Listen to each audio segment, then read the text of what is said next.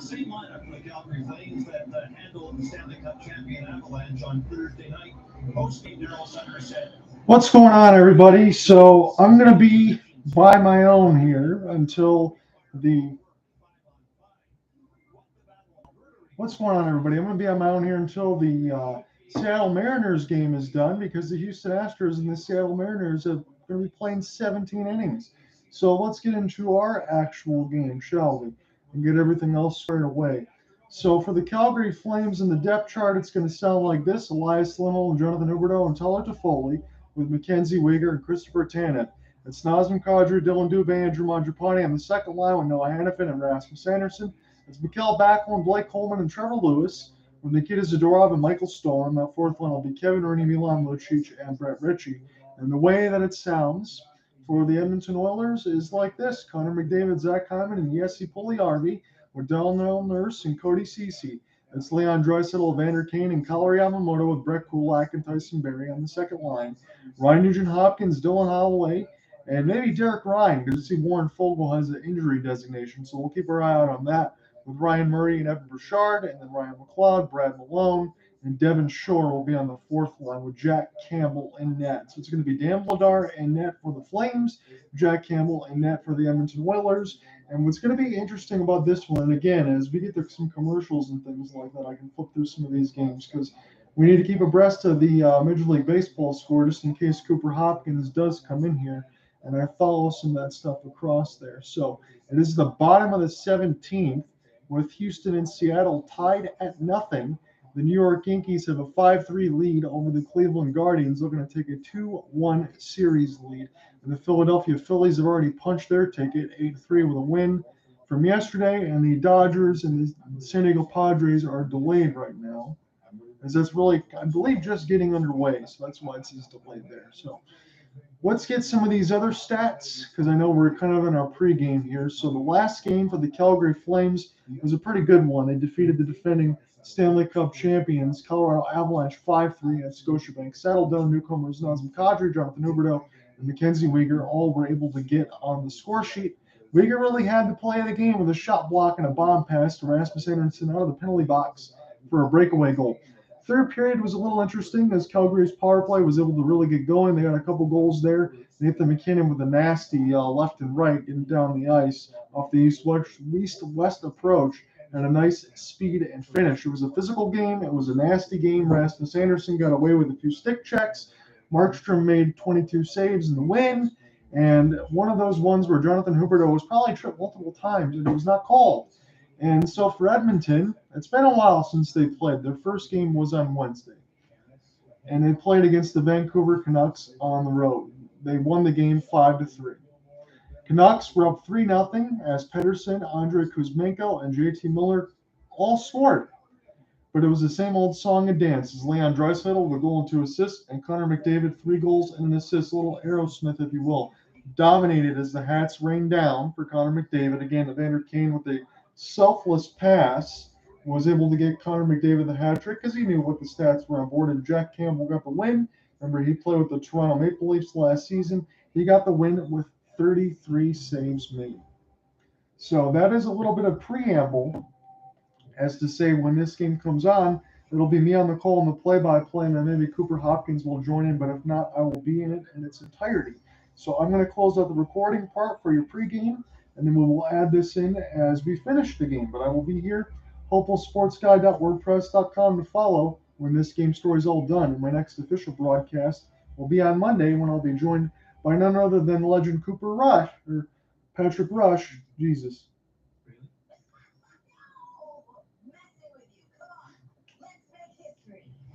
So I'm going to keep this closed now.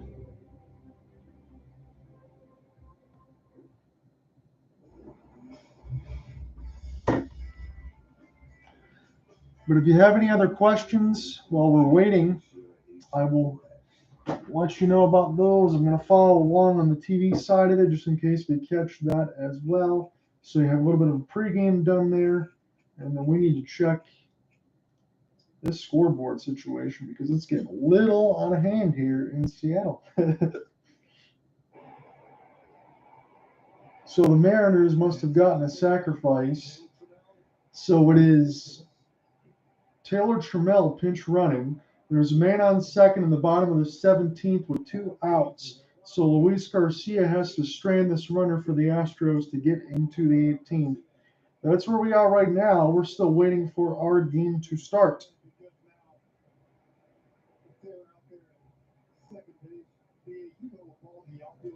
So right now, Luis Garcia has thrown 54 pitches.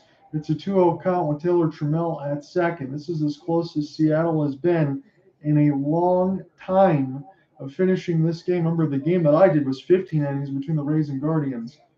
We'll see here if Frazier pops it up. We are going to go to the 18th inning. So that's just a short way of me telling you, because I know Cooper Hopkins is from Seattle. So that's the short way of me telling you that I'm going to be starting the play-by-play of this game tonight. And if he joins in, or maybe he'll be too tired after doing the whole game there, I understand it. So we're going to be getting set here for the Flames and the Oilers. As chief, I welcome you here to the Treaty 6 territory. This land has been traditional region 4 homeland for the Métis people of Alberta, the Inuit, and ancestral territory of the Cree, Dene, Blackfoot, Saulteaux, and Nakota Sioux people since time immemorial.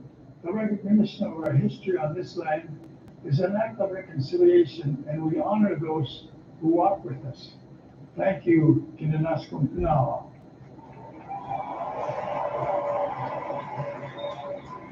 And now, we would ask you to please stand if you are able, remove your hats, and join the singing. So we're going to be getting in the Canadian national anthem. So hope you enjoyed the pregame, and obviously I have to do a little bit of the editing there because I called Patrick Rush Cooper Rush. I'm thinking about that. Patrick Rush is going to join me on Monday when we do the first Red Wings broadcast of the season. So he's going to be around for at least a few of these Red Wings casts. So I'll be happy to have him on Monday.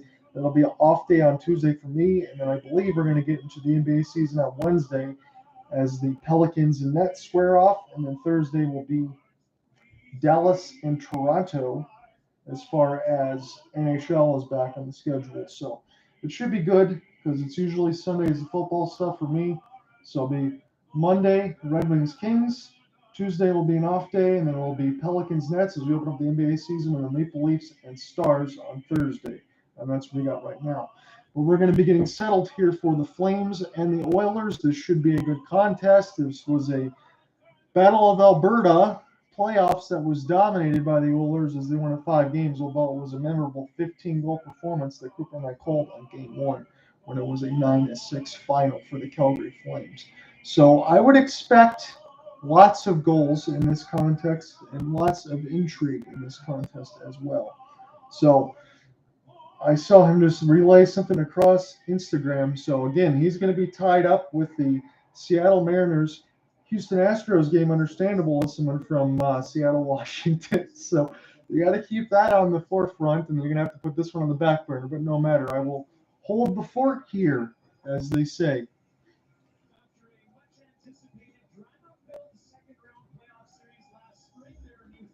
So let's get set for the official puck drop, shall we? Dan Vladar is going to be in net, 13-6-2, 275 goals against, 906 save percentage, and 2 shutouts for Daniel. And then on the other side, he's going to be opposed by Jack Campbell, 1-0 record, 3 goals against, 917 save percentage in that win over Vancouver on Wednesday. So the Oilers are well rested. They're at home. This is a Battle of Alberta matchup, again, that was dominated by the Oilers in the postseason. And we will see what happens with the new look Calgary Flames. It's going to be Leon Draisaitl and Nazem Kadri set to take the draw. So enjoy this one, everybody. It's going to be the Edmonton Oilers going left to right across the timeline. They are in the blue and orange with the blue pants. And then the Calgary Flames will be attacking right to left with the white top and the bottom reds. Big-time hits on both sides already as Draisaitl was able to deliver some pain.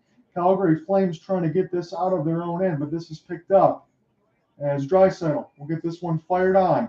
This is still amongst the Flames before it is held by Dan Vladar, and we get a stoppage. That was Evander Kane with the shot there in with Draisaitl, and Evander Kane was also looking in on the draw having a few words there for Mangiapane trying to get into his face. And then immediately he went right after Mackenzie Weegar to try to throw that body and use a little bit of a hip check that you don't see anymore. So Evander Kane is on his usual game here early. What he likes to do and throw the body as the Edmonton Oilers have got their first shot of the contest. They do win an offensive zone draw, but it goes across the blue line, so Darnell Nurse will have to go back and check up here for the Oilers. Flames trying to find it in their own end as this goes back from Noah Hannafin. Rasmus Anderson's out there, and Jonathan Huberdeau trying to do the 1-4 checker as it's intercepted. Noah Hannafin plays a pass across to Tyler Toffoli. Let's throw a shot, go, flutters! And it's held by the glove of Jack Campbell. And we get an offensive zone draw here for the Flames. So it's going to be really interesting on that first line. Again, there's been a little bit of moves there as Jay Woodcroft started his second line with Leon Draisaitl and Evander Kane, but Jonathan Huberdeau versus Connor McDavid, Tyler Toffoli in there against Zach Hyman, and Jesse Puljujärvi. A little bit of interesting mix and line combinations for Daryl Sutter and Jay Woodcroft's squad. Kel Backlund now with RNH and on the draw. See if the Flames can win an offensive zone draw. They do. Try to flutter this one in toward Jack Campbell, but it gets blocked there as the Flames still have it in behind the office of the goaltender that came over from the Maple Leafs now to the Edmonton Oilers as Ken Howland's just trying to get some contingency in the net and some stability. Slap shot there. Stone. It's loose out in front. Flames score! Mikael Backlund makes it 1-0, and it's an early goal here for the Flames. Dylan Holloway might have been the one to be able to get a stick on it, but he could not. Mikael Backlund makes it 1-0 early here for the Flames. A good face-off win. The pressure was already out there. Ryan Murray couldn't find it. Backlund with a screen out in front. He got the rebound as it was obscuring Jack Campbell's vision, and the Flames have an early 1-0 lead. So, again, if you want to talk about some of those situations in the playoffs and even talk about game one, Flames were able to get a lead and a win. Flames were able to get an early lead in game two, and things got moved around. But I am suspecting many, many goals tonight between these two teams. And that's just how it starts, how it usually does when you're watching a game between these two teams. So Coleman trying to make a pass down across the red line as this gets picked up by Jack Campbell. Campbell will spin around and play this to Evan Bouchard. Evan Bouchard was pretty good last season, in the postseason specifically. Nice move there by Warren Fogle, trying to power his way through, but Mackenzie Weegar met him stride for stride. Fogle still has it now as he makes the drop pass there. The RNH shot right out in front. Vladar stopped the rebound and then picked up by the Flames. And then big time heavy hits delivered by Edmonton as this game has been nuts early. There's already been a goal here for Mikael Backlund in about 5 big time hits that are already thrown, and that's no exaggeration. Here come the Flames with Kevin Rooney and Trevor Lewis. Rooney's bid goes off the skate of Campbell. This is still alive in behind the cage, however. Ryan McLeod will try to center this one toward the left dot. Now Cody Ceci will flip it down the ice as you see a bunch of Tim Hortons and Pizza 73 ads, as you would see in Canada, as it's all around there. So Ceci puts this one down, goes right around to Rasmus Anderson, and he will spin there, does Nazem Kadri. It's kind of interesting now, Nazem Kadri on the other side, because remember, he was part of the 4-0 sweep for the Colorado Avalanche in the postseason last year. And now he's on the Flames, who desperately want to get a big-time win against their rivals in the Edmonton Oilers. Tyson Barrie will spin this one to Evan Bouchard. And the Flames will check back up near the red line now as Dylan Dubé will chip this one in deep near the right faceoff dot. Picked off. Connor McDavid goes all the way back through his own end. Evander Kane has it now. Draisaitl will join in. And now Edmonton will dive to get this puck all the way in there. Good shot by Draisaitl. Gets blocked out in front. Edmonton over to the high slot. Scores! Edmonton ties the game. And this is Cody Ceci with the wrist shot. It is 1-1. So the floodgates from what we expected from the offensive contest, and that is why, even if it was just me calling this one, that is why I wanted to step in and call this one, because I expect the same amount of intrigue that we saw throughout the playoffs. Great work there. Evander Kane able to keep that alive with the stick lift that falls to Cody Ceci in the high slot. Nothing Dan Vladar could do on that one. It kind of bounced off.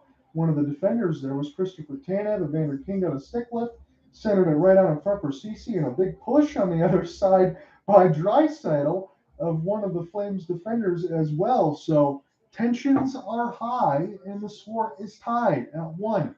Andrew Mangiapane now with Tyler Toffoli as Jesse Pugliarvi will get this one down the ice.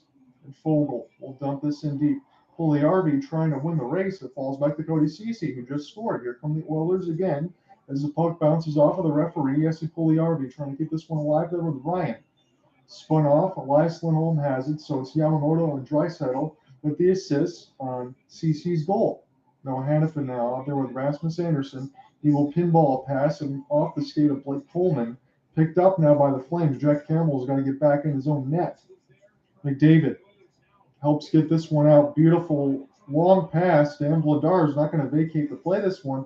Zach Hyman will able to buy some time there. The left out in the high slot now. Tipped out in front.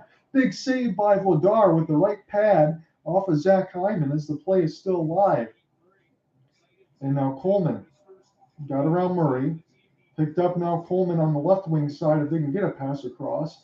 3-on-2 developing long shot in the catching glove of Jack Campbell as the players come together again. And Fogle and Lewis exchange some words. So the over-under total here on the DraftKings Sportsbook, as is shown on the Sportsnet CBC feed, is 7.5 total goals. That's kind of what I expected. When I texted Cooper, I said probably about a 5-4 final. We'll see which way this goes. That's kind of what I think. So that's what we're expecting right now is the over-under 7.5. I'm going to take the over. That's what I go with. Calgary has 5 shots, 1 goal. Edmonton has 4 shots, 1 goal. Kevin Rooney going to try to win an offensive zone draw here by the Flames, being opposed by Ryan McLeod. Picked up now by the Flames. Slap shot by Stone. And he scores! They went to the 5-hole of Jack Campbell, and the Flames now have a 2-1 lead. Michael Stone, as Cooper Hopkins likes to say, with the howitzer, he lets that one go. He has to play on the defensive side because Oliver Shillington is out with personal reasons. They win the faceoff. Does Rooney just a simple slap shot, went 5-hole, beautiful shot in the bottom left corner. Michael Stone makes it 2-1, and I think better yet, set up 2 by the Flames, not only getting that faceoff win. It was one of those situations where there was so much traffic in net. Daryl Sutter, he has a few words to exchange with himself. Yeah, he likes the goal, but you look at his face and his mannerisms, he's always meant to please. And the referees want to make sure that there aren't any extracurricular going off on the faceoff now. As they're pushing and shoving some of these players, or are they just going to take both of these guys to the box? Is the question. Yes, the referees are not going to play around in this contest, and that's kind of interesting because the last contest that we did with the Flames and the Avalanche, the Zebras were letting a lot go, and they didn't even let just a little bit go on the face-off. So it's a 4-on-4. Very interesting at that because I didn't see much going on. A little bit of shoving and hands there with Malone. A little bit of shoving back and forth, and a couple just whacks to the legs, but the refs are going to just call that, so now it's going to have even more room on the ice on a 4-on-4 with 15-20 left to go in the first. The Flames have just taken a 2-1 lead. Here they come again off the cross pass, and Campbell made a big time save there right in the breadbasket. And Calgary has another offensive zone draw. So Mackenzie Weegar, who I thought was the MVP of Game 1 in the 5-3 win over the Colorado Avalanche, another big time wrist shot off the good skate. Campbell was able to see it all the way and hold. Calgary trying to find this one in between some skate blades, and it's kept in across the blue line, and so says the referee, as the play is still alive. Jonathan Huberdeau now trying to play his way toward the left side blue line and help out Weegar, former teammates from the Florida Panthers that have just inked 8-year deals. Edmonton, Leon Draisaitl now, out there with Connor McDavid on the 4-on-4, so that is about as dangerous as you can get. Rasmus Anderson will rattle this around the kick plate as this goes now with Noah Hannafin. Noah Hannafin decided to go check up here, and this goes to Jack Campbell, the giant goal stick. Edmonton trying to make something happen left to right across your radio dial. Here's McDavid as one of the Flames blow a tire, and they block that cross pass to Leon Draisaitl. He was all alone. He's still waiting there in the right dot, and now we have a delayed penalty call, and this could be a 4-on-3 here, and we'll see what this is going to be for. This is going to be a 4-on-3 for the Edmonton Oilers, so this is a perfect opportunity with Leon Draisaitl and Connor McDavid to be able to do some damage and tie this game early. So 113 mark was Michael Backlund from Michael Stone and Blake Coleman. Then it was Cody Ceci at 318 as he got wide open in the middle of the slot with some help of Evander Kane from Collar Yamamoto and Leon Draisaitl, and then Michael Stone from Kevin Rooney right off the draw. Rasmus Anderson is the one going in the box here. So it's a 4-on-3 power play here for the Edmonton Oilers. And there's a quick chance for them to tie this game at 2, considering the personnel that you can throw out there. Hell, I mean, if you want to throw out, you got Darnell Tyson Berry out there now, but if you want to throw out Berry, Draisaitl, McDavid, and Evander Kane on the same line, you can definitely do that. So picked up now Tyson Berry. McDavid's got it. He flopped on it and lost it somehow. So it's just an easy clear. Jack Campbell going to play a long cross-ice pass as this gets picked up by Leon Draisaitl across the red line. Here comes McDavid. I'm sure he's not going to lose this puck again in behind the office of Dan Vladar. Picked up now by RNH. Draisaitl going to wait and hold. McDavid holding near the right face-off dot, now near the blue line. He spins and pirouettes, drops it to Draisaitl, but he couldn't get it clean. He's holding it now near the right dot in the high slot. Crisscross with McDavid. Lets it go for the screen. Dan Vladar, 1 save, 2 saves, and he finds it and holds, as it was Tyson Berry right on the doorstep trying to punch that one in. So it's going to stay a Edmonton Oilers offensive zone draw here, as Dan Vladar has been busy early, and he's been good. And Jack Campbell still trying to really find his legs and feet underneath him here. But again, we've seen that story before with the Calgary Flames taking an early lead and the Edmonton Oilers coming with a counterpunch. And we'll see if that remains to be seen again. Backlund wins it. Spins around the kick play. We're going to do this again. I think it's going to be 3 seconds still alleviated off of the Oilers power play, and Daryl Sutter doesn't like it. Are we going to be looking to see whether or not there's a penalty here? They got 3 linesmen all talking. I want to just think that this is going to be figuring out where the face-off is going to end up. I think that's what the decision is going to end up being. So Backlund, he didn't play this with the glove. It kind of bounced in between. Connor McDavid wants a glove. He wants a penalty there. And Daryl Sutter is saying some words that I can't repeat across the Twitter side, just in case people are listening on the Twitter and YouTube side, because there's always the big brother listening. So we did this again with a reset of 5 seconds, but this does end the Edmonton Oilers power play off the 4-on-3 at least. So now it's going to be back to 5-on-4 situation with 50 seconds left, but it bounced to the players' bench. So we will do this in the neutral zone. So the Edmonton Oilers power play is at 50 seconds. They are down 2-1 to Calgary. There's been a couple goals from Backlund and Stone. Are we calling yet another penalty? I didn't see this on the actual feed when we were calling this. So I see Cooper is sending me something on the side for Instagram, and I want to just relay his message to everybody. As he says, looks like a classic high-scoring Battle of Alberta is underway. As with the Flames and Oilers, Mariners are going into the bottom of the 18th, down 1-0. So, geez, hopefully they can reverse that trend, because I'd like to see Seattle and Cooper Hopkins be a little happy about that, not only in going into this game. I know it's going to give us some energy, but that would be an absolute bummer to lose pretty much 2 baseball games in 1. So it's a 4-on-4 as Andrew Mangiapane has it now. Mangiapane being held there by Ceci and Dylan Dubé. Darnell Nurse getting a few stick checks in there as well. Again, the ref can blow this one dead if they don't think enough is moving. But Andrew Mangiapane is really getting worked over in the corner. And now this is set free there by the Edmonton Oilers. And across the red line now, picked up by RNH momentarily. Mackenzie Weegar helps Christopher Tanev pry this one loose. As this goes back to Mangiapane. Mangiapane holding, trying to buy some time with a long wrist shot. It bounced out in front of the high slot. Mangiapane took a spill. It's 2-on-1 the other way now. Zach Hyman going to help join in off the 3-on-2. Hyman still with it in the high slot. Lets it go way wide as this goes back now to Nazem Kadri. See if he can go right to left across your radio dial. It could be a 1-on-1. Kadri scores! Nazem Kadri able to take it the distance. And I don't know if I called that one, but he was going to be open right to left across your radio dial. And one of the Edmonton Oilers absolutely took a spill. And it's Nazem Kadri giving the Flames a 3-1 lead with just 12:19 left to go in the opening stanza. You like goals, you want goals, you got them right now. It was an innocent shot that was just missed. Nazem Kadri off to the races, and it looked like Cody Cece just inadvertently blew a tire. So Tyson Berry was by himself. He tried to cut in the middle of the high slot to cut off Kadri just before he could get the shot off. He couldn't do it. So the Flames have a 3-1 lead. So 8-5 on the shot board. Calgary's got 3. Picked up now. Noah Hannafin trying to find this as this goes back across the blue line. And the Oilers will have to check up in their own end.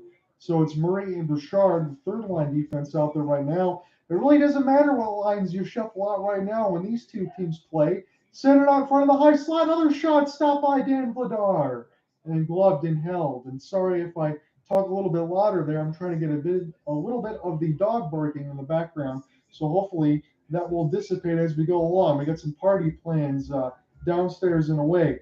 3-1 with 12:19 left to go in the first. The Flames have the lead, and when we come back after the commercial break, we'll call more of the action.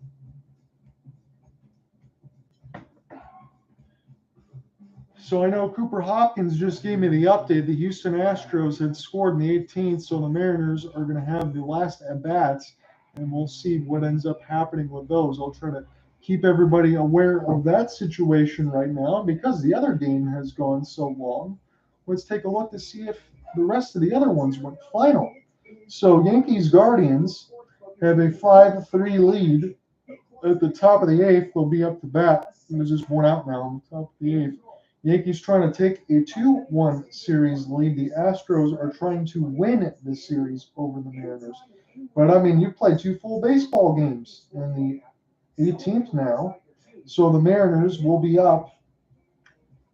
It looks like 1 out in the bottom of the 18th. So the Mariners have 2 more outs to work with. They need to score at least 1 for this game to continue. And then the Dodgers and Padres are underway. Padres will be up to bat. It's scoreless in the bottom of the first. And those are your scoring updates as we go along. Again, if Cooper Hopkins is feeling up to it, he will be joining me here for this Battle of Alberta. And he'll probably wrestle away the play-by-play duties, and I will move to color on that side of it unless he doesn't want to. So we'll figure out how that one's going to go. But I'm going to be with you until the interim on the play-by-play side, and then have the full game coverage to follow. HopefulSportsGuide.wordpress.com.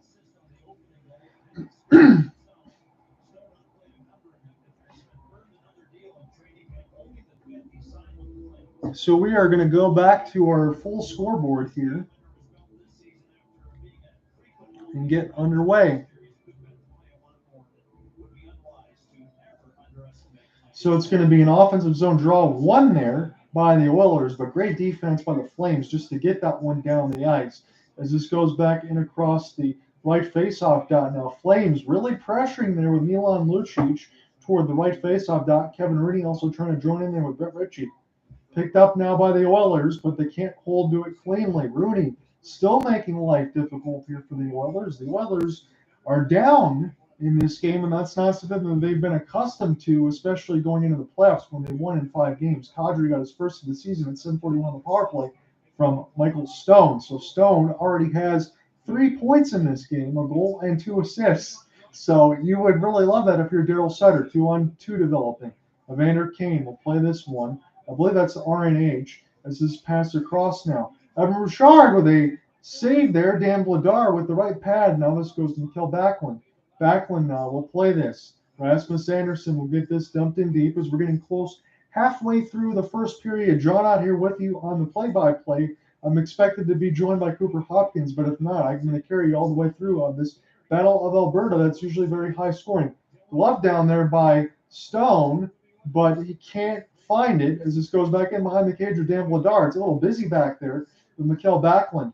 Able to pick this up now. Flames trying to find it now. Trevor Lewis being worked off the puck there with Backlund, but still able to keep this in nicely. Dylan Dubé into the traffic there. And now this is a chance for Edmonton to get back on their horses with Tyson Berry and Ryan Murray on the defensive side. I'll pull up my Oilers depth chart here in a minute as this goes back to the Flames. Entering there, Majapani, good cutoff there. Dylan Dubé still got a shot though. and Jack Campbell had to stop it with the left pad. Tried to get picked up now by Bouchard as this was sent in deep by Hyman, and now Christopher Tanev will spin around the cage of Dan Vladar, his teammate. Picked up now Nazem Kadri, creating some space. Nice power move. Scores! Calgary Flames are dominating this game right now. And Nazem Kadri, I don't know if he's going to get a tertiary assist, but this looks like Andrew Mangiapane's goal. And this was all set up by Nazem Kadri, no doubt. Power move in front of the net. No help in front of the net for Jack Campbell either. And that's probably reminiscent of his time in Toronto. This Kadri beat everybody, power move to Campbell.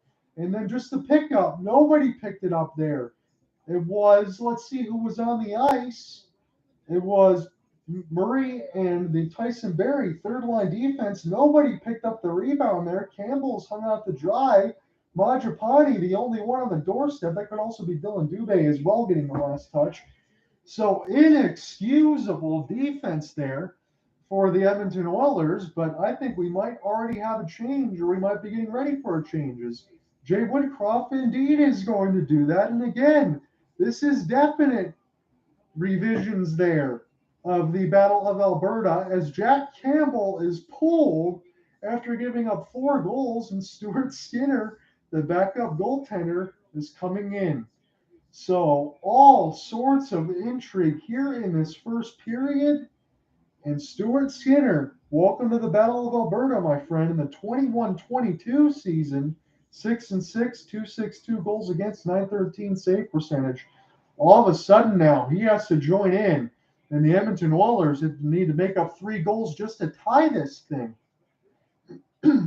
Picked up now. Lindholm off the bar. The Edmonton Oilers just trying to go east of west across the timeline. Huberdeau, nice skate. As the Flames can dump this one down the ice and take their change. I feel like I've just been full register intensity, like Cooper Hopkins would say, throughout this entire contest, because it's been nothing more than back and forth affair that's been high caliber and high quality goal scoring. It's 4-1 Calgary over Edmonton with 9 minutes left to go in the first. Rooney, Lewis, cross pass, trying to find Lucic, but it got blocked before it got in front of the high slot. And this goes back down to Chris Tanev. Now Mackenzie Weegar will get this in across the red line. Again, you can rattle this in as far as the red line without there being an icing. So it's going to let the Flames be able to take some changes. And boy, you kind of wonder how the Edmonton Oilers feel. Again, they were down 3-0 in the game on Wednesday, and then they scored 6 straight to beat the Vancouver Canucks 6-3. And we'll see if they can kind of conjure up some of that same energy. They're going to need it right now, but I would think Calgary, look, I don't care if it's just the second game of the season. They want to get this one after what happened in the playoffs. That's the intensity I thought going into, and Calgary is certainly showing that, but it's 11 shots on the shot board and 4 goals. Centered out in front, stopped there by Skinner, but it's still in behind the office. Picked up now, Oilers will get this one down, but Calgary with some active sticks will pick this one up. And I think they're going to say this one is played offsides, as Trevor Lewis was never able to go back and check up. 7:55 in the first. We'll get immediate stoppage. It's 4-1 Calgary.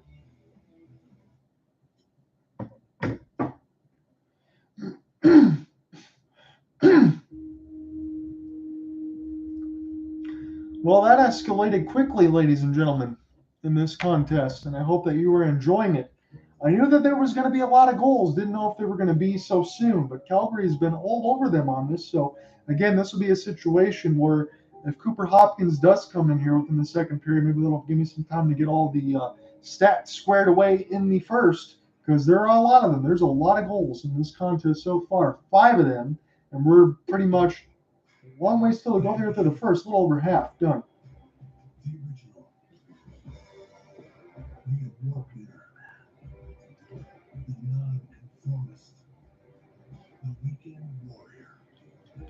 There's an award-winning Ram truck just for you, with a full line of trucks for immediate delivery. In the all classic models now get 0% financing for 60 months. So let's take a look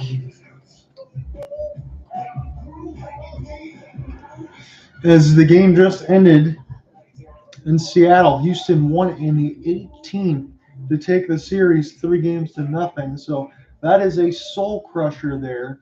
The Yankees have a 5-3 lead as the Indians will be going to bat the first game in the series at Progressive Field, where nobody really picked them to do much of anything.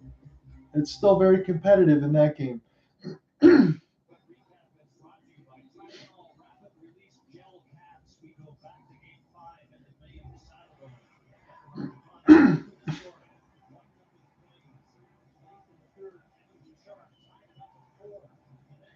So you could take, and I won't be too hyperbolic on this situation, you could take this whole first period.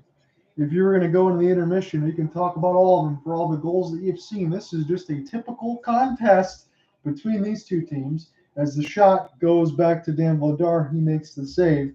And we're going to do this face off one more time. So previous shot, we're getting back under action. Went back to Dan Vladar up the draw. We're going to do this again. 7:52 left in the first. Calgary's got a 4-1 lead in the first period. So McDavid lost it. Picked up by Nazem Kadri now. Dylan Dubé trying to buy some space. Banked it in off the zebra, but he banked it in off sides. This is going to be a neutral zone draw here. Just 11 shots for the Flames. Just 8 for the Oilers, but there's 5 goals scored in this contest. So let's get a quick reset of what they were, shall we?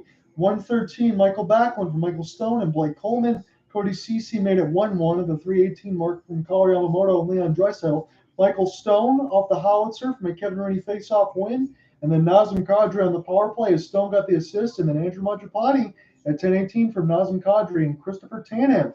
And that's where we are right now for the goal scoring here is just welcome to the show and get your popcorn ready. That's what you would figure in this type of game. As this goes back to Dan Vladar. He hits this high off the kick plate, but it was kept in there by Zach Hyman. See if Zach Hyman can make something happen. He's in behind the office. Jesse Pugliarvi trying to bring in some help here. Oilers try to center something back to the defense, but good job by Calgary just to get back on defense there and make something happen. Center there to Jonathan Huberdeau, but the pass got there a little bit too late as this was picked up. Zadorov with a blast, and this one is held by Stuart Skinner. 7:06 left to go in the first. 4-1 is your score line. Again, if Cooper Hopkins does join me, there might be sometime in the second period. If you want to follow along with that, I'll be going back on the color duty. So this beautiful look at Rogers Place just outside, but again, you're intrigued by everything that's inside right now. As Noah Hannafin might have got taken for a ride as he got stuck in between the skates, and so did Zach Hyman. So a little bit of action back and forth at what could have been called, but there's already been quite a few penalties called in this contest. And it led to a 4-on-3 power play for Edmonton. They didn't score on, although it's 4-1 scoreline in favor of the Flames. This falls back to Dan Vladar now as Hannafin. We'll have to try to find this. It's Zadorov with it, picked up by the Oilers, and now Calgary. Milan Lucic will chip this one ahead for Kevin Rooney. He's near the right face-off dot now. Rooney still trying to find it. Zadorov also waiting near the left side blue line. This goes now near the right dot. Oilers just trying to find footing in this game, if you can believe that. It's been 6 minutes of possession time to 5:48 for the Oilers, if you always buy into those stats. But at the same time, even with this possession being pretty close, 5 goals scored and 4 of them are from the Flames. Uyghur gets this one to Tanev. Tanev racing down the right dot, and this is brushed aside there by Stuart Skinner. Uyghur for the traffic again. Picked up by the Flames near the right dot. Holding off the backhand. Trevor Lewis tried to send it there for Chris Tanev. And it gets gloved by Stuart Skinner. 6 minutes left to go in the first. 5 goals a side. 4 of them for Calgary. And I can't press that repeat button enough. 5 goals. 6 minutes in the first period. It was 5 goals with 10 minutes left to go in the first period. So if this settles down, who knows? But this is another one of those typical games between these two teams. And again, in one of these situations where I think Calgary will be a little extra juice, because not only do you want to go 2-0 in the season, but don't forget, Tuesday, it's going to be against the Vegas Golden Knights as well. So things will get a little more hectic there as the Flames win the hybrid icing as we get a little bit of a stoppage So a little bit of a commercial side by side as they keep showing Rogers Place. It looks beautiful at night there in Edmonton. I'm looking on the CBC feed. Again, you can follow on Sportsnet or CBC for Hockey Night in Canada. 5:55 left to go in the first. John out here with you on the play-by-play. I could be running this game solo, or I could be joined by Cooper Hopkins probably around the second period. So Mikkel Backlund going to get set here for the draw. As Jack Campbell is going to do nothing but look on right now. It's a Uyghur blast right off the draw, and Stuart Skinner makes the save. So the one thing of note that we didn't note for offensive draws in the game a couple nights ago was Calgary was pretty weak in the offensive draw, even though they won the majority of the draws against the Avalanche. When they really needed it, it didn't feel like it. We get a immediate stoppage, 5:50 left, come right back, 4-1 Flames.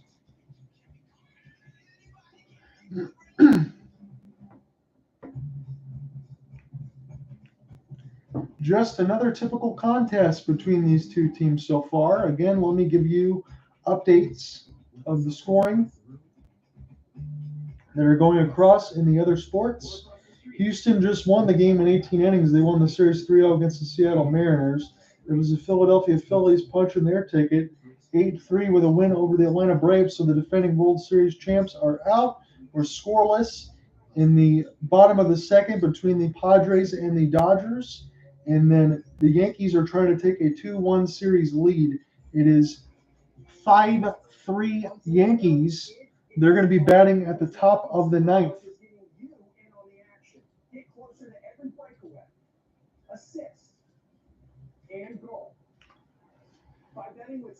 Other NHL scores on the docket. We have, wow, this is a barn burner one. I want to keep track of this one. You like goals? How about this one? 7-6. The Kings are trying to find their first win of the season. The Kings will be the opponent of the Detroit Red Wings when they play at LCA on Monday. It's a 7-6 contest with 5:51 left to go in the third. The Detroit Red Wings, to my liking, are 2-0 on the season. They had to play back-to-back games, and they got back-to-back wins. They took out the Canadiens yesterday 3-0, and they beat the New Jersey Devils 5-2. Already fire Lindy chance at the Newark Arena there for New Jersey. So 2 games in with a young team, and you're already talking about firing the coach. So that will never surprise me. They're Vegas with a 2-0 lead over the Seattle Kraken. They're looking to go 3-0 on the season. So they're showing Nazem Kadri on the Sportsnet feed. Let's get back into our official action.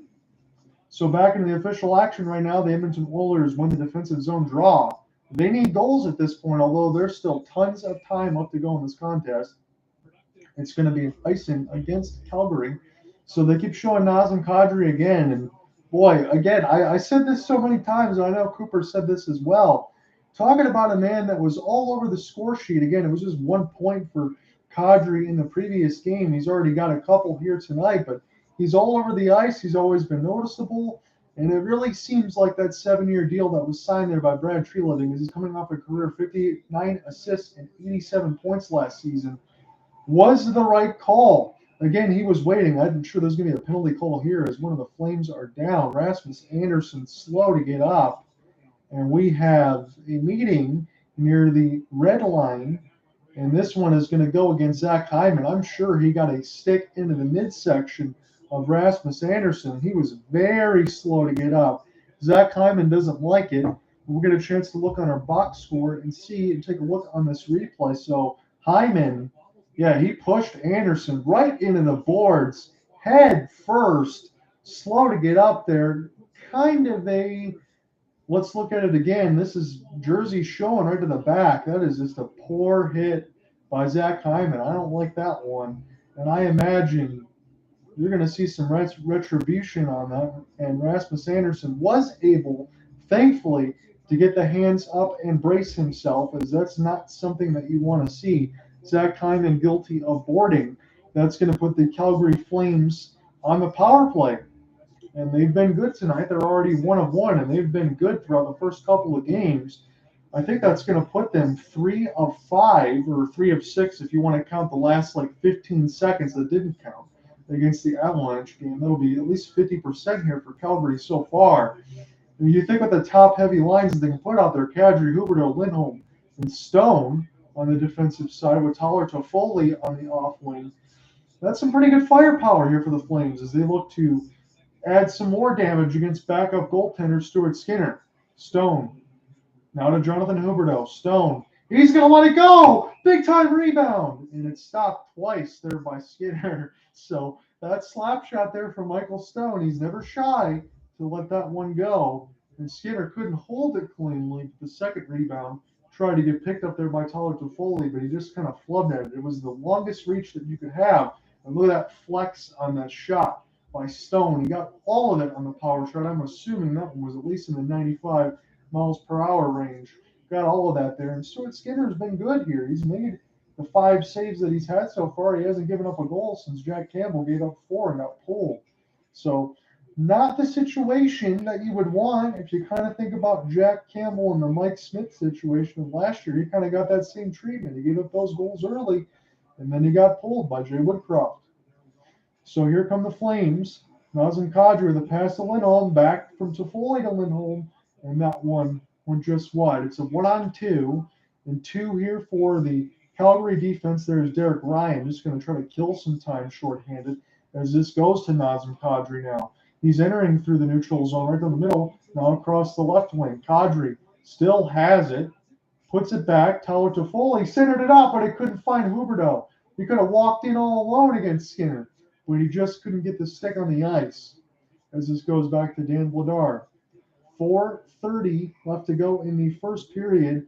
John out here with you on the call from Rogers Place in Edmonton, Alberta. This is the Battle of Alberta renewed in the regular season between the Flames and the Oilers. The Oilers took them out in 5 games last season, and it's the new look Flames that look pretty good here within about 4 periods of action almost. Slap for Hampton, off the post! As Toffoli just missed another goal. Could have made it 5-1. And now this goes back to Dan Vladar. Noah Hannafin going to take his time. And now this is a 3-on-4 developing here in favor of the Flames, excuse me. And this goes back to Cody Ceci. Just trying to get this out right now are the Oilers. They really need to just get out of this first period and regroup. Here's a chance. Pass across. Oh, it didn't go in. It just went across the blue paint, but not across the red line. Vladar looked behind him. He didn't know where it was. And now this is back in behind the Oilers defensive zone. 3:25 left to go in the first. Oilers tried to make it 4-2. They got about a finger of a fraction of a puck distance. And now Lucic skates in offside. So neutral zone draw. 3:20 left to go in the first period. And couple just missed chances on both ends. So Hannafin slapper. And this is Dylan Dubé hit the left side of the iron. And then on the other side, cross pass from Kailer Yamamoto, slid across just the center of the crease, and then picked up there alertly by Michael Backlund as he was able to get that one out and save Dan Vladar. So 3:20 left to go in the first period.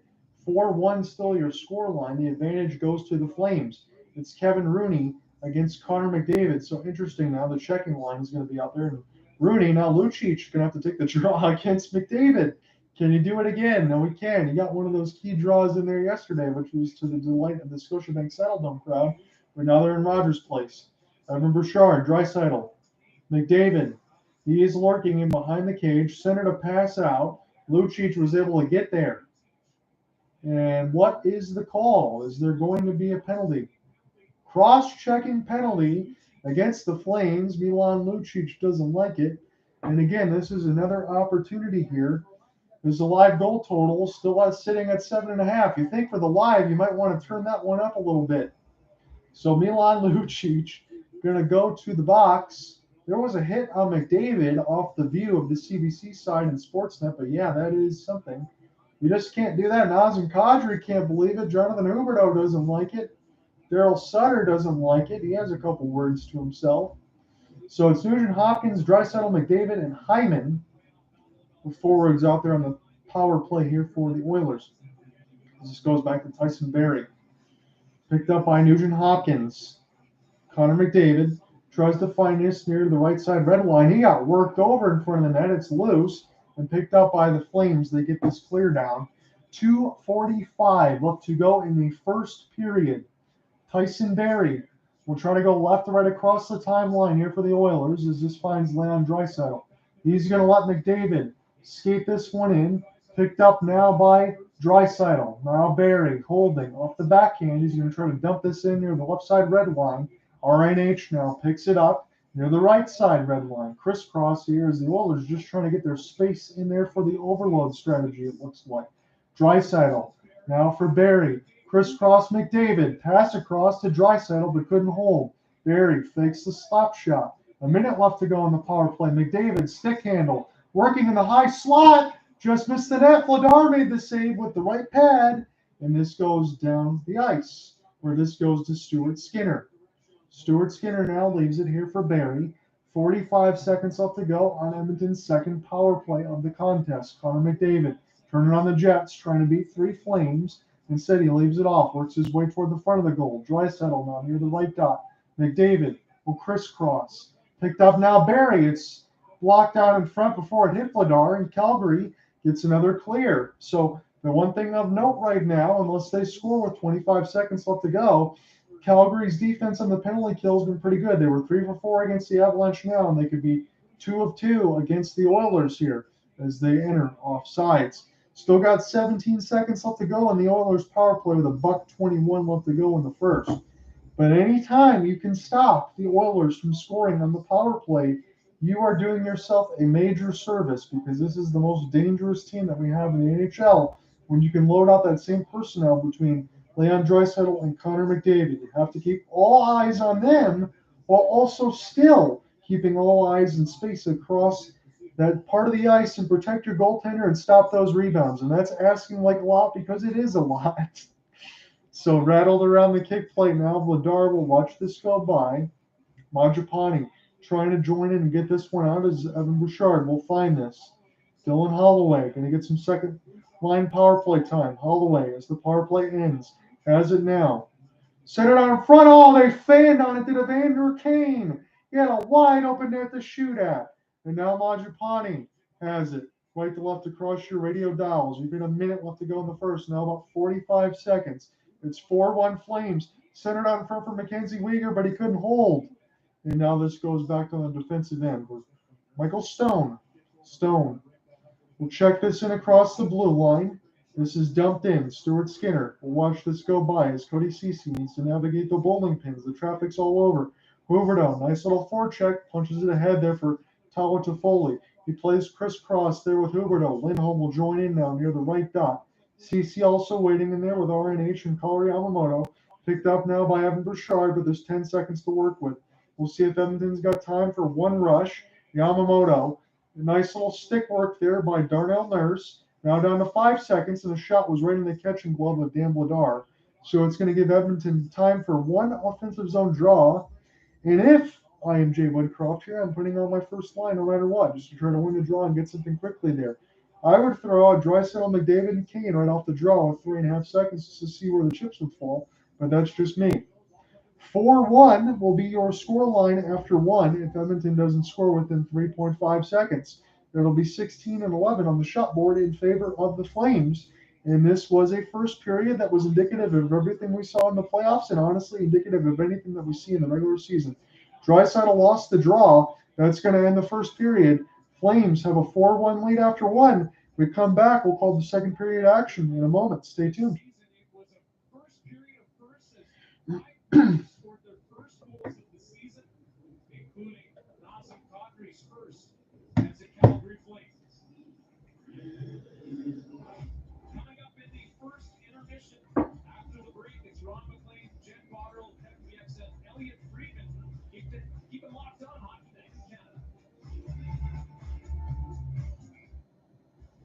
This period brought to you by Scotiabank. See how we're making hockey more inclusive for all at scotiabank.com/hockey for all. What are people saying about Boston Pizza's new fall menu? Okay. Yeah. And how is everything? Well said. Come try Boston Pizza's new fall menu. So, are you excited? I am. but I'm a little nervous. This feels like a big change. It's not. I have one. People act like they're so hard to take care of or whatever, but it's totally a piece of Good to hear. See how easy that is? I hope being a mom is that easy. It's not. I know. Calling electric just got easier. Chevrolet will cover standard installation of a charging outlet with Charge by Chevrolet. Electric, not for everyone. Find new roads. New to the Beckburgers Casino? Yeah. Let me show you around. Great. Let's start with our exciting squad for Tiger Lord and Peacock Beauty. Wow. Next up, live viewer light roulette. Amazing. And incredible live viewer blackjack. And don't forget, our award-winning customer service. So those dealers are really live? Yeah, watch this. Please don't do it. Not bad. I don't think you like that. Beckburgers with slots and live dealer games. It's a whole new game. Marvel Studios' newest hero has arrived. She-Hulk. And all episodes are now streaming on Disney Plus. Let's do this. Oh my god. Wow, this will be intense. All episodes now streaming. It's not how you fall, it's how you get back up. Goldstein DiBiase represents clients in all serious personal injury lawsuits with care.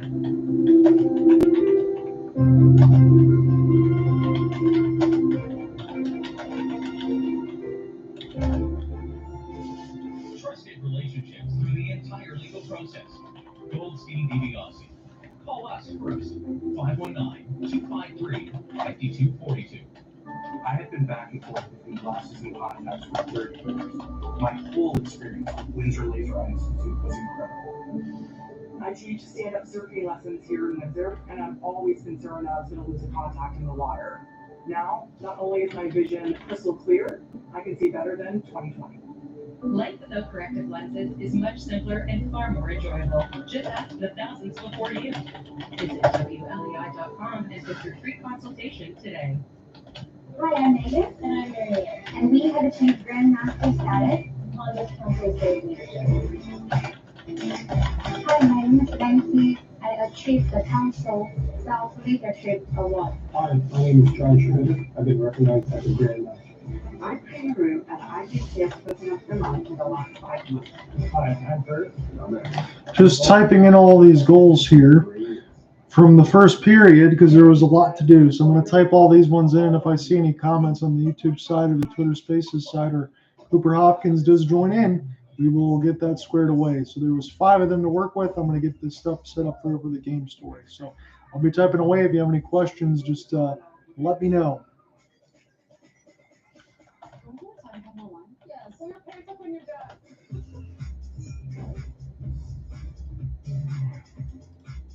Let the adventure begin.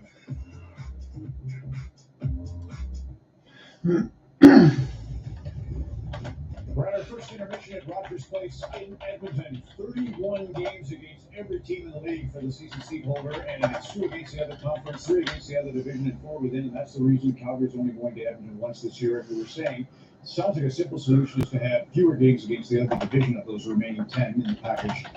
But you need those for the team that travels east into the other conference. That's a pet peeve, so we'll get to you next week on that. But nice to see Calgary have a good run. We saw that a year ago.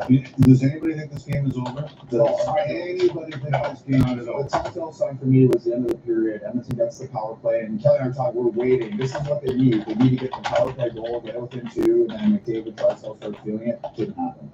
Yeah, So you're saying it's over? I'm turning over like you, Kel. Like, game's over. Stay tuned. We got a lot of good stuff. But I don't know. This week we can head right to the bar. Like, we have to stay at the bar. Every Calgary fan remembers what happened last year. You're comfortable, you're confident, you think you're a better team, but nobody is turning away from that Edmonton power play. Michael Stone. All right, so you heard Scott Harderine and Louis talking about Stone and his journey and all these different things, and he has just turned into a really good player, effective, and it's that shot. So the first goal of the game, there it is. He breaks a stick, and Dylan Holloway goes right to Michael Backlund, 1-0, and it's just the power. Brad Treliving was on with Eric Francis earlier in the week on the radio, and his time, but when they were in Arizona together, they have to try and convince Stone to shoot more and more. Kev, I know you played against him. You thought he shot a lot, but they still think he can shoot more. And here's examples. I mean, this is a great example. That's the first unit on the power play. That's normally Rasmus Anderson. They put Michael Stone out there for a good reason. 3 points tonight. That's a career high already. When you have a guy that pounds the puck like that, did you see that last clip? Oilers weren't crazy about getting in that. I guess not. Two right? guys were kind of like, And 98.8, you know, we see skills shots of 110 or close to it, and Skipper. That's taking a few steps into it, as you were saying. Yeah, he pretty much standing still. He didn't get to really walk into it. Nazem well, we expected a little bit of drama and a little bit of antics, but you know, Alcantara, if anything, he's proven that he can play through adversity. Tough times, he can still play hockey. And this is how Kane starts the game, the big hit on Weaver. And, you know, a little bit of chirping to Kadri as he skates by. They obviously have some history we talked about, but Kadri can still play hockey amongst all this. And he gets a little bit of a break there by your buddy Kulak, Ron. We all hate to see that, but he has a beautiful finish there. And then his line was buzzing, takes this one in the net and gets an assist. He's a guy who can do it on both ends. He can be in the fight, and he can also play hockey and score goals. I know it's not the 1980s anymore, Kelly, where you stand up on the net and get plowed into the third row seats, but Calgary did whatever they wanted in front of Edmonton's net in that first period. That hasn't changed in 5-10 years, right? It's pretty rain. You can stand right in front of the net, and guys like Kevin Kent cross-check. Well, yeah, but you can get under the stick and put your body on and you know, make it harder. You can make life a little bit more difficult. Caden Woolley, we've talked a lot about him already. It's only show one of the season, but he was tremendous against Detroit the other night, getting under forward sticks. Here's just a little play. McDavid doesn't miss a trick, right? So let me start with a highlight from the Q last year, the playoffs between Shawinigan and Charlottetown. Charlottetown will win this draw.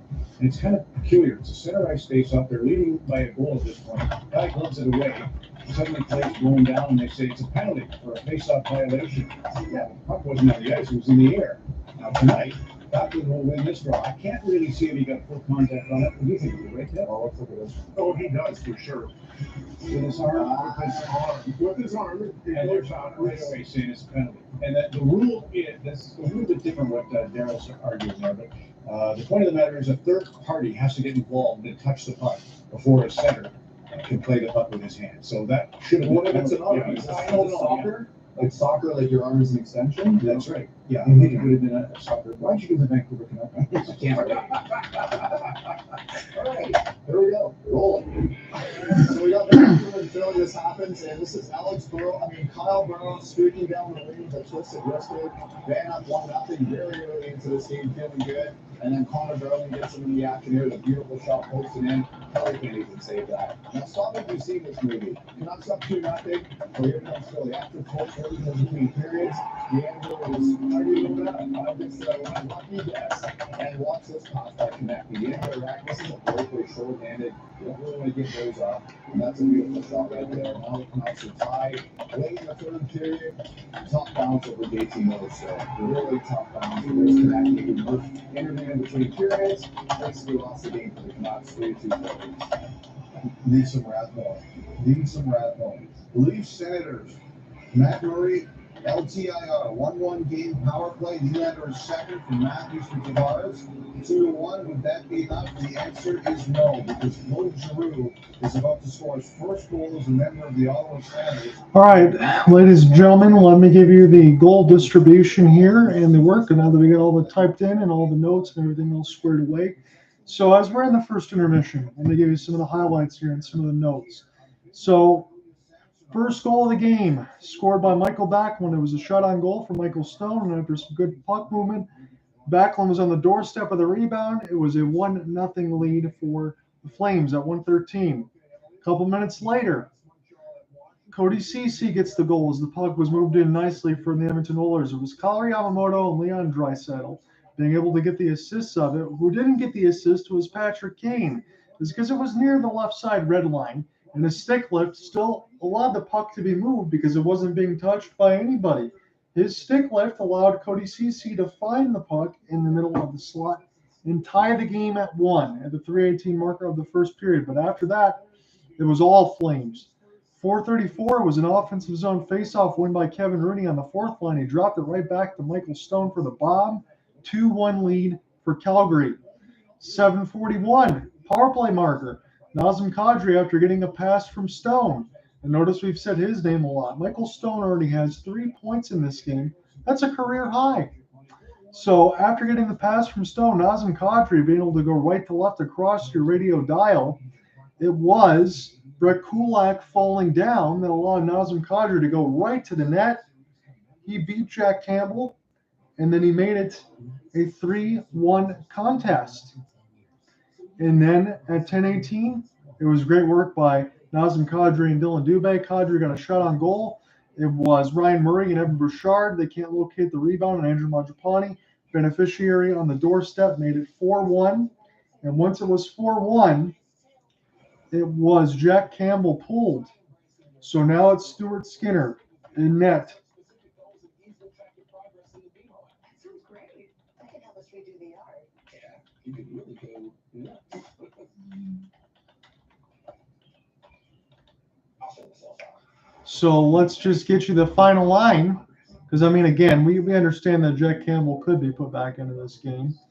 But Jack Campbell, I won't put the designation as far as a loss. I guess I can put that in asterisk at this point.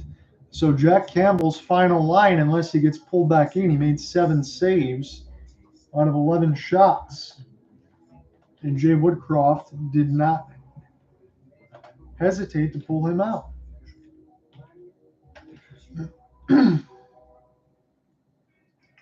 So that's your reset after one. There was 5 goals and a lot to talk about. And again, if Cooper Hopkins does join me in this broadcast, we will definitely get at it. Or take the cash. Early bird grand prizes plus a 50-50 draw. Tickets are just $50 each or $100 for 3. Get your tickets by October 20th to be eligible for all draws. Order your tickets online at BrentwoodLottery.com. So I appreciate anyone that checks in on the Twitter Spaces side and anyone that's been following in on the YouTube side. I see a few of you guys following in and out. I appreciate that. I'm watching this on CBC. You can check it on ESPN Plus.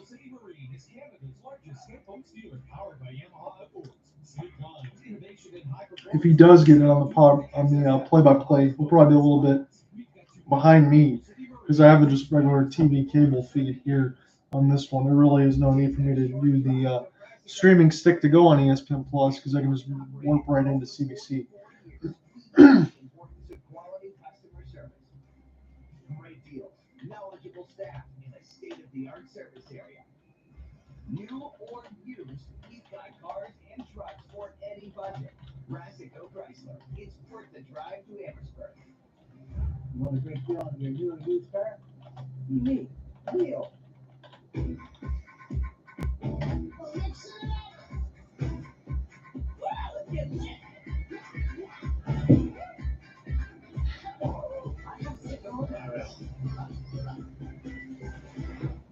The 50th anniversary.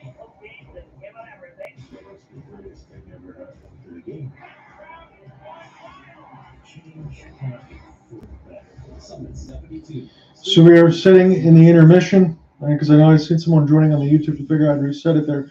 4-1 Calgary after 1.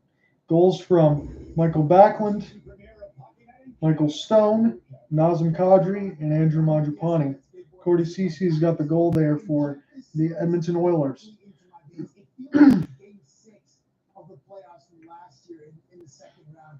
This is just bonkers. So Michael Backlund's 14th career goal against Edmonton. Kadri's 9th career goal against Edmonton. Michael Stone is So right now, if you were to bet the Edmonton Oilers would make a comeback, you make $510. You put $10 down. So they're essentially saying that this game is over. I don't believe that to be the case at all. I think there's going to be plenty more goals to follow. I told Cooper, if he does get in here, I said 9 goals in this game. We are already 5 in, so I think the number is still slated to go north. Special teams of Edmonton always gives them a shot. 4-1 for this game. Backlund, CC Stone, Kadri, and Mangiapane each made their first of the season. It's 4-1 Calgary. And I can say one thing for sure. We'll look at some other NHL scores here in a second. But I can say one thing for sure. 4 periods in, Flames look good this year. The new additions have done well, and the rest of the team has stepped up and done well. So you have to imagine that with all the additions, everything else is set well, and they feel pretty good, pretty confident about the type of team that they are. And why not? I think they should be. So games that have gone final on the NHL, let's go across the league. So, well, boy, again, as I anticipated, Blue Jackets are off to a tough start. They are 0-3. St. Louis Blues have played their first game of the season. So, St. Louis Blues, I looked and scheduled ahead for St. Louis just to look and see what they got. Lots of back-to-backs upcoming to make up the first game being played on Saturday because I don't believe they play again until Wednesday. So, long stretches of time off here for the team at Enterprise Center. It was a 5-2 win for the Blues. That box score. Pavel Buchnevich, Vlad Tarasenko, Ivan Barbashev, Jake Neighbors. So Jake Neighbors will get the start on defense, and Vlad Tarasenko again, as the St. Louis Blues have got a 5-2 win. Who are the goal scorers for Columbus? Gustav Nyquist with his second, and Sean Corrales, Johnny Gaudreau, picked up an assist. Jordan Binnington made a 23-save effort and win. And Elvis Merzlikins got the start, but he gave up 5 in 20 shots. So that is no bueno there. Here was a wild one for the Minnesota Wild. They lost 7-6 to the LA Kings. The LA Kings are now 1-2 on the season. Their next opponent is going to be the Detroit Red Wings. So the LA Kings raced out to a 3-0 lead. It was Adrian Kempe, Gabe Valiardi, and Drew Doughty on the power play to make it 3-0. Wild got 2 more, Jacob Middleton and Marcus Foligno, and then Alex Iafallo picked up his second of the season at the 18:28 marker to make it 4-2 after 1. But the goal scoring didn't stop. Joel Eriksson Ek, 5:25 on the power play from Kirill Kaprizov and Matt Zuccarello. Kevin Fiala responded with a power play goal, and then Kirill Kaprizov did the same thing. 5-4, the Kings had the lead, and the Kings got another goal in the second by Matt Roy at the 13:10 marker to make it 6-4. And the third, it was Matt Zuccarello and Sam Steele to tie the game at 6. Adrian Kempe got your game winner at 8:03 of the third with Anze Kopitar and Mikey Anderson. So crazy game there as we're going to be getting set here for the second period of our contest.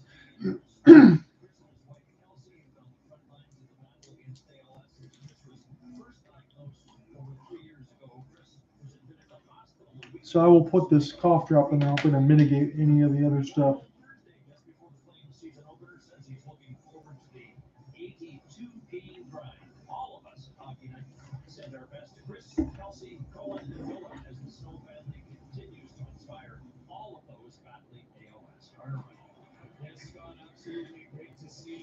So second period puck drop is underway. The Flames will be racing left to right across your radio dial. Nazem Kadri just missed the left side of the bar. 16 shots on goal for the Calgary Flames. They got 4. Edmonton's got 1 on 11 shots. Picked up. Connor McDavid will get this one down the ice with Evander Kane. Leon Draisaitl now as Jay Woodcroft is putting all the big guns at the stop. Big save there by Vladar. Kicked away the rebound. Picked up now by Evander Kane as he made the stop. Did Dan Vladar. And I think the puck was played a little bit above a high stick. So we're going to have an offensive zone draw here for the Edmonton Oilers. They are only 3 shots behind the shot board, but unfortunately for Edmonton, they are way behind on the scoreboard. It's 4-1 Calgary as we're just getting underway on the second stanza. John out here with you on the call. Live at Rogers Place, I'm checking this one out on CBC, the Sportsnet feed, and Hockey Night in Canada. Again, if I'm joined by Cooper Hopkins, we will gladly put him in there. CC with a blast. And this one is still kept alive on the blue line side. And here's a chance for Kalluri Yamamoto. He was worked over, but he still was able to get this across to his teammates. CC lost it. And now here's a chance. Trevor Lewis plays a pass and way offside were the Calgary Flames and Noah Hannafin. So it's going to be a neutral zone draw here. As we're really getting underway in the second period. Of note, not to mention all the goals that we talked about. Backup goaltender Stuart Skinner is in this contest right now because Jack Campbell was pulled after only making 7 saves. So I'll make that note in my story before I forget. And across the red line now. Picked up by Jonathan Huberdeau. As Huberdeau tries to pry this loose, he does. Elias Lindholm shot there for the Flames, but it goes wide near the right faceoff dot as this is pinballed all around. Picked up now by the Flames. Tried to get centered out in front by Huberdeau. It bounces back to him across the red line. Big save there by Skinner, but it's still loose.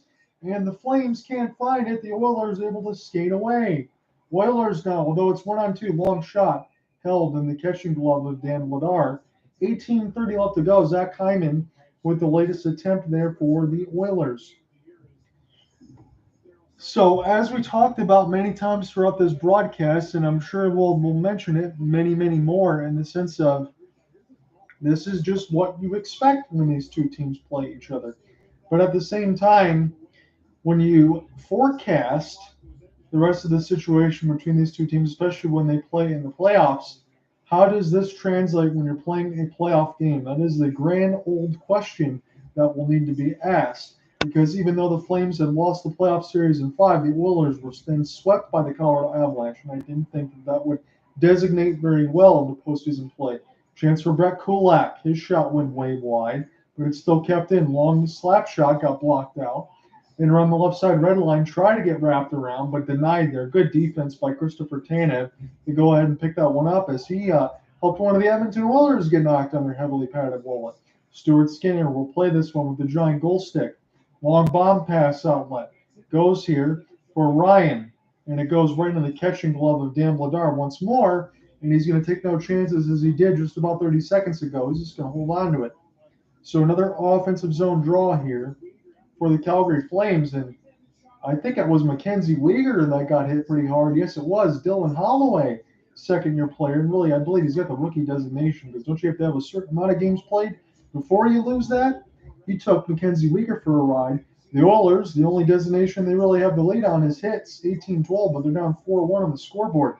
Defensive zone draw win by the Calgary Flames. It's Trevor Lewis will get this one indeed. Blake Coleman takes his man for a ride. And this goes back now to Edmonton. Picked up off of the 2-on-1. Edmonton still holding off the backhand side. This is Derek Ryan trying to power his way into the blue paint. Big save. It's loose out in front between all the bodies. Slap shot. Another save by Vladar. I don't even know how he saw the second one. It's still live. Oilers keeping this near the high-end slot. Here's a chance for RNH. He shot that one way wide, but now it's near the left side dot. RNH will recollect. He will center this back across to Zach Hyman. Backhand. What a stop by Vladar. He's out of the goal crease. And now the Oilers starting to get their pressure going. Off the backhand now. The Oilers still with this. Hyman centered it out in front again. And Vladar holding onto that left post. Here's a chance now. Ryan Murray plays this one across for Cody Ceci as they're switching the lines on Jay Woodcroft's side. They're down 3 goals. They need to switch everything right now. And getting their shots on against Dan Vladar probably is the recipe if they want to get back into this game. Trevor Lewis knocked off the puck as he gets it in deep, though, to Stuart Skinner. And now the Oilers will have to recollect and go right to left across the radio dial. They're in the orange tops, blue jerseys, and blue pants. And the Edmonton Oilers are attacking right to left. The Calgary Flames will be left to right with the white jerseys with the orange and red striping. And pants picked up now by Lindholm. Lindholm trying to battle through a screen there as it goes back in between Zadorov. Zadorov lost it, though, as McDavid will pick this up now, racing into the neutral zone. Drop pass to Evander Kane. Evander Kane's being hounded well by the Calgary defense. Pass almost gets intercepted there by the Oilers. Sent down the ice. And this is a hybrid icing against the Flames. 15:40 left to go in the second, and dare I say it, no goals scored so far in the second period, but it's still 4-1, the same way we ended after the first with the Flames having the lead. So this is the longest stretch so far that a goal has not been scored, and that kind of dictates the way that these two teams like to play right now. And again, I believe it's going to be about another week and a half. These two teams are going to meet up again, I believe, in the same venue at Rogers Place. Because these two teams with being division rivals are going to meet 4 times. Kulak We'll get this one from Skinner now as he's in behind the office of his netminder. And Edmonton will take their sweet old time. Again, they need to contemplate anything they can do to get back on the scoreboard, but I would never dictate a game like this over at any point because these two offenses can strike at any time. I think I'm just walking away from this right now, thinking about it. 15 minutes left to go in the second period. That Calgary seems to be a really good team that has all their you know what together right now early through the season. Even though, depending on where the scoreline is going to go, they looked good early against the Avalanche and now playing against the Oilers and the Vegas Golden Knights. It's going to be a lot to ask. So the Oilers have a 6-2 shot advantage in this period as the centering pass was just knocked away there by the Flames that could have made it 5-1. And now, as it stands, this puck is in the Edmonton Oilers defensive zone as Kulak is going to go ahead and take his time. So Brett Kulak out there with Tyson Barrie on the second line for Jay Woodcroft's squad. They're going to let all the forwards take a change, and Kulak is going to send this in all the way toward the right wing before Dan Vladar will touch it. Calgary is there, right where they're supposed to be, off the breakouts, which is nice to see. And Andrew Mangiapane from Brett Ritchie will get this one in deep. Flames can't find it right now, but they finally pick it up with Chris Tanev. He's just going to center this around the kick plate. Kevin Rooney trying to bother the Oilers a little bit. This is picked up by Edmonton now. We're going to try to go right to left across your radio dial. Again, they need goals. It's 4-1 with 13:50 left to go in the second. Brett Ritchie, he was waiting as one of the Flames got absolutely dominated toward the left side red line boards, but we didn't get a chance to see who that was. I just heard the reaction and I heard the sound. So picked up now by the Oilers as Stuart Skinner had touched. Intercepted across the red line now by the Flames. It's been a neutral zone battle right now. Flames intercept in the offensive zone, but it's been a neutral zone battle, and I'm sure Daryl Sutter wants these guys to run that 1-4 and not make mistakes. As Trevor Lewis's bid got stopped there by Stuart Skinner and picked up now by Ryan Murray. So Ryan Murray will play this one to his defensive partner, Evan Bouchard, and Leon Draisaitl is actually going to come back in his own end to try to control this breakout. Leaves it now for Murray. Long pass, try to find Connor McDavid, so there is no doubt right now, even with 12:59 left to go in the second, that Jay Woodcroft is going to double shift these lines here for Connor McDavid and Leon Draisaitl just to jumpstart something, because it seems like Calgary's taking Edmonton right out of their rhythm. Lindholm, lazy pass. It's intercepted now by Kulak, and he dumps this one deep. Andrew Mangiapane will go back and collect there with Noah Hannafin. Tyler Toffoli now. Holding. He's going to dump this one in near the left side face-off dot. 12:25 left to go in the second. Evander Kane. Casual flip. This one is going to get gloved down there by the Flames in their own end. This Tanev will play this one for Mackenzie Weegar. Weegar gets it now, racing down the zone with speed, and stopped there with a glove hand by Skinner, but it's still now near the right face-off dot blue line side. Kadri trying to fight in between three Oilers, gets knocked off the puck, now gets back to it, trying to center it right back to Dylan Dubé. Dubé now hit hard toward the right side boards by Tyson Barrie as the Oilers can go back and check up and collect here. Picked up now, Oilers trying to find this here with Zach Hyman. Off the backhand, Kadri trying to help out on the defensive end as this goes back toward the left side face-off dot. Andrew Mangiapane will pass this one in behind the kick plate and behind the cage of Dan Vladar. Intercepted there by the Oilers, but it's 1-on-2 on defense as Zadorov able to knock the man off the puck. Nice passing across the red line, and we'll see if this is going to be a hybrid icing. No, it is not. So the play is still live. 11:20 left to go in this fast-moving second period. And fast-moving, you say, because there's been no goals so far in the second period. It's still 4-1 lead for the Flames, and a good effort here by Dan Vladar, I would say, because they're going to give Jacob Markstrom the night off, and I would imagine, even though Daryl Sutter power moved in front of the cage, Dylan Dubé lost it. Even though I imagine there's definite time, you want to make sure that you're not feeling any ghosts or any butterflies there. Give Dan Vladar some time, and I do think that will be the beneficiary of what Calgary will do to be a better team. Give him some more starts. Very extra pass. Beautiful work there by Mangiapane to come all the way back with the help of Backlund to just intercept that pass. It was going to be a 3-on-2. Picked up now by Vladar, and he's going to play crisscross there as Noah Hannafin and Rasmus Anderson or on the defensive line for Daryl Sutter's squad. Intercepted there by Connor McDavid. Wrong man to give it to. McDavid tried to center it out in front for Draisaitl, and that went just wide. And I think we are going to have a hooking call. That is what we have, but the question is, who is it going to be on? So we have a power play upcoming. Malone got a huge hit on one of the Flames there as he went to break Christopher Tanev after shaking out the cobwebs. And we will differentiate who this power play is going to go to when we come back. We're in the middle of the second period. 4-1 still your score in favor of the Flames.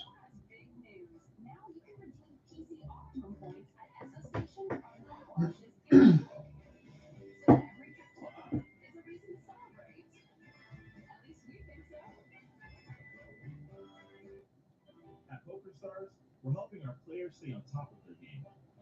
Like Ron, who knows when to call it quits and spend time on other hobbies. Game on responsibly with PokerStars. It's not how you fall, it's how you get back up. Goldstein DiBiase represents clients in all serious personal injury lawsuits with care.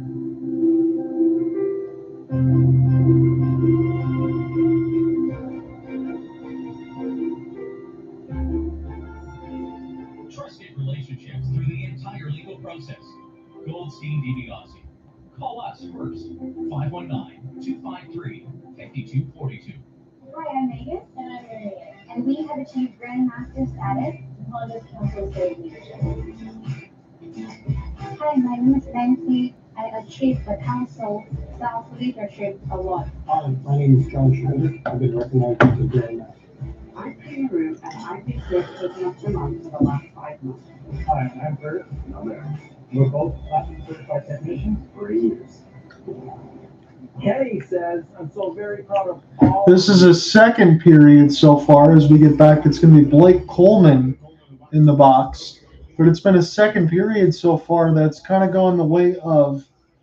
Now, if I'm Daryl Sutter, I don't want to do this too quickly here, but I do think it's a good opportunity to establish a 1-4 checking there, just to make sure you keep the lead and you keep a defensively responsible pace. But now it's going to be up for, as Blake Coleman is in the box, going to be up to the Calgary Flames to kill this penalty. Right now, Edmonton is 0-2 with 3 shots. Draisaitl going to take the draw. And again, we have another player that gets waved out of the draw. So Draisaitl still trying to get something going here for Edmonton. And Draisaitl wins it clean. So we'll see if the Oilers can do something on their third power play of the game. Ryan Nugent-Hopkins, Draisaitl pass across. Good defense there by Calgary. Just able to get a stick lift in time. It's a 2-on-1 developing. Lindholm is the trailer. Shot right on. Stopped there by Stuart Skinner as it never got there. And now here's a chance for McDavid. It's 1-on-1. Drop pass. Big save by Vladar. And it's Lindholm that brushes it right back into Vladar just to be able to hold and make that save. So Evander Kane was also waiting on the doorstep as well. I think Dan Vladar has been pretty good in this contest. He's made 17 of 18 saves. And so far, Stuart Skinner stopped about 8 consecutive shots. Again, Jack Campbell was pulled after giving up 4. And that's still where we are right now, 4-1 on the scoreboard going in the second period of action. As Edmonton's trying to do some damage on their third power play of the contest. They're 0-2 right now. So Draisaitl trying to backhand this one in deep. It bounces back off of Draisaitl and then back down the ice. So interesting to see after coming off of the offseason if Leon Draisaitl is fully healthy with that leg. Really haven't had a chance to see McDavid and Draisaitl get going yet. McDavid trying to weave his way through the bowling pin. He's going to leave it here for Tyson Barrie as this goes back to Leon Draisaitl near the right face-off dot. Draisaitl will play this here to Barrie. McDavid's going to wait near the left dot if it comes to him. Pass across there. He's wide open. And McDavid scores. You could see that one coming from a mile away. He just waited there near the left face-off dot. It kind of felt like I called that one, but I felt like I had to.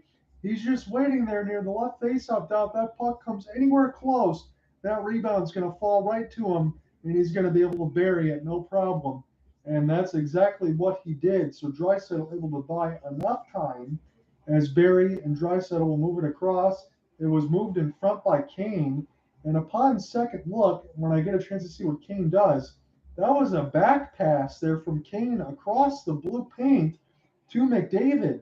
So even better than a shot rebound, he just played that one from a no-look behind the back pass, and Edmonton scores on their third power play of the game. It's now 4-2. So picked up now by the Calgary Flames. We'll see if they can respond. I think, again, it'd be too early to go in a complete shell, as McDavid's already got his fourth of the season. He had a hat trick in game numero uno.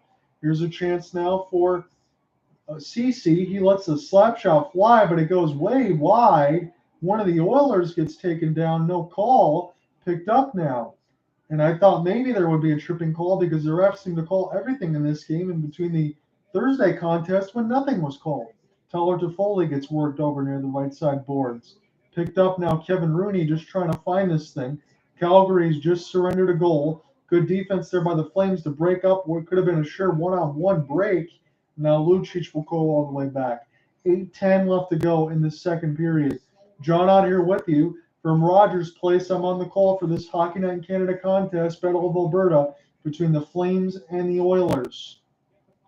Oilers now trying to go right to left across the timeline, but Nikita Zadorov will intercept. He's going to give this one to Michael Stone. Milan Lucic is working in through the 5-hole almost of Skinner. It's still loose. Another stop by Skinner. Now the puck is near the right dot. Rasmus Anderson will leave this one here for Andrew Mangiapane near the left face-off circle. Near the left red line now, as this is picked up by Ryan Murray, coming over formerly from the Colorado Avalanche. Picked up now by the Flames in their own end as Dan Vladar will hold onto that left post. It's trying to be found there by McDavid. Leon Draisaitl will join in. Again, ever since the Edmonton Oilers went down 4-1, it's 4-2, but Jay Woodcroft has put McDavid and Draisaitl on those same lines. CC lost it, picked up now by Mangiapane, but Kadri can't get to it. Kadri instead gets a couple active stick checks. Edmonton can get this in the zone, and this goes back to Dylan Dubé, who drops it to Rasmus Anderson, and these forwards can get organized. Noah Hannafin, slap pass there to Backlund. It's a one-on-one. He drives to the net, tries to shoot 5-hole, but Stuart Skinner makes the save. Picked up now and intercepted by Dylan Dubé. He's going to try to chase this one in. Mikael Backlund will try to help, but the pass got to CC first, as the Oilers will spin. It's Leon Draisaitl off to the races. He was being hooked. That was not called, and that was a definite hook, as Ryan Murray is still with it. Now CC holding. He's going to make the pass in across the red line now as this falls back harmlessly to Daniel Vladar. Picked up now by the Flames defense as they have to circle around, does Rasmus Anderson. Anderson and Tanev now are going to try to get away from it as this goes to Mackenzie Weegar. Mackenzie Weegar's long outlook pass goes down the ice, and it's going to be a hybrid icing against the Flames. They cannot change. It's been a good contest so far, and now the Oilers have gotten a goal closer, but it's still a 4-2 deficit as the Flames have the lead. As we are 6:07 left to go in the second period, Connor McDavid is your latest goal scorer there. It was a cross-crease pass, a no-look pass there from Evander Kane and McDavid on the power play that made it 4-2. That's been the only goal in the second period so far. Dan Vladar has got the start in net. He has stopped 17 shots, and Jack Campbell was pulled after giving up 4. Stuart Skinner has stopped, I believe, about 8. He has not given up 1 yet. So 6:07 left to go in the second stanza. John out here with it from Rogers Place in Edmonton, Alberta. Calgary Flames trying to go 2-0 against their bitter rivals right now. Their next game is going to be against the Vegas Golden Knights, so it's a really tough sledding here for the Flames to start the season. And now it gets iced by Edmonton. So now Calgary is going to have an offensive zone draw. So Michael Stone has gotten the start just like he did in the Thursday contest on the third line defense because Oliver Shillington is out for personal reasons. And Michael Stone has been very good in this game because he has a career high 3 points in this contest, and we've got plenty more time left to go. So under 6 minutes left to go in the second period, Ryan Nugent-Hopkins is going to get set to go for the draw against Elias Lindholm. Lindholm can't win it clean. as this goes back to Jesse Pugliarvi. Jesse Pugliarvi on a tough time just trying to get it to the neutral zone here, and it's intercepted by the Flames, and they're going to backhand this one in deep. Picked up now by Zach Hyman, but he's going to have to spin off there as Nikita Zadorov was all in his personal space, and now this gets picked up. Here's a chance. Kulak trying to drop it to Pugliarvi. He gets it back. Picked up by the Oilers, and they're trying to spin around. Make that pass across. Nugent Hopkins trying to look for the low stick side of Ladar, but he knocked it aside. 4-2 still your score. 5:15 left to go in the second period. John out here with you on the call. Dan Vladar will take no chances as Zach Hyman tried to wrap this around again, and Vladar will hold. 5:11 left to go in the second period. We get a commercial break and get a chance to look at Connor McDavid. It was a beautiful pass there from Evander Kane off the no-look on the power play. It's got the Oilers within 2 as this game is not over yet.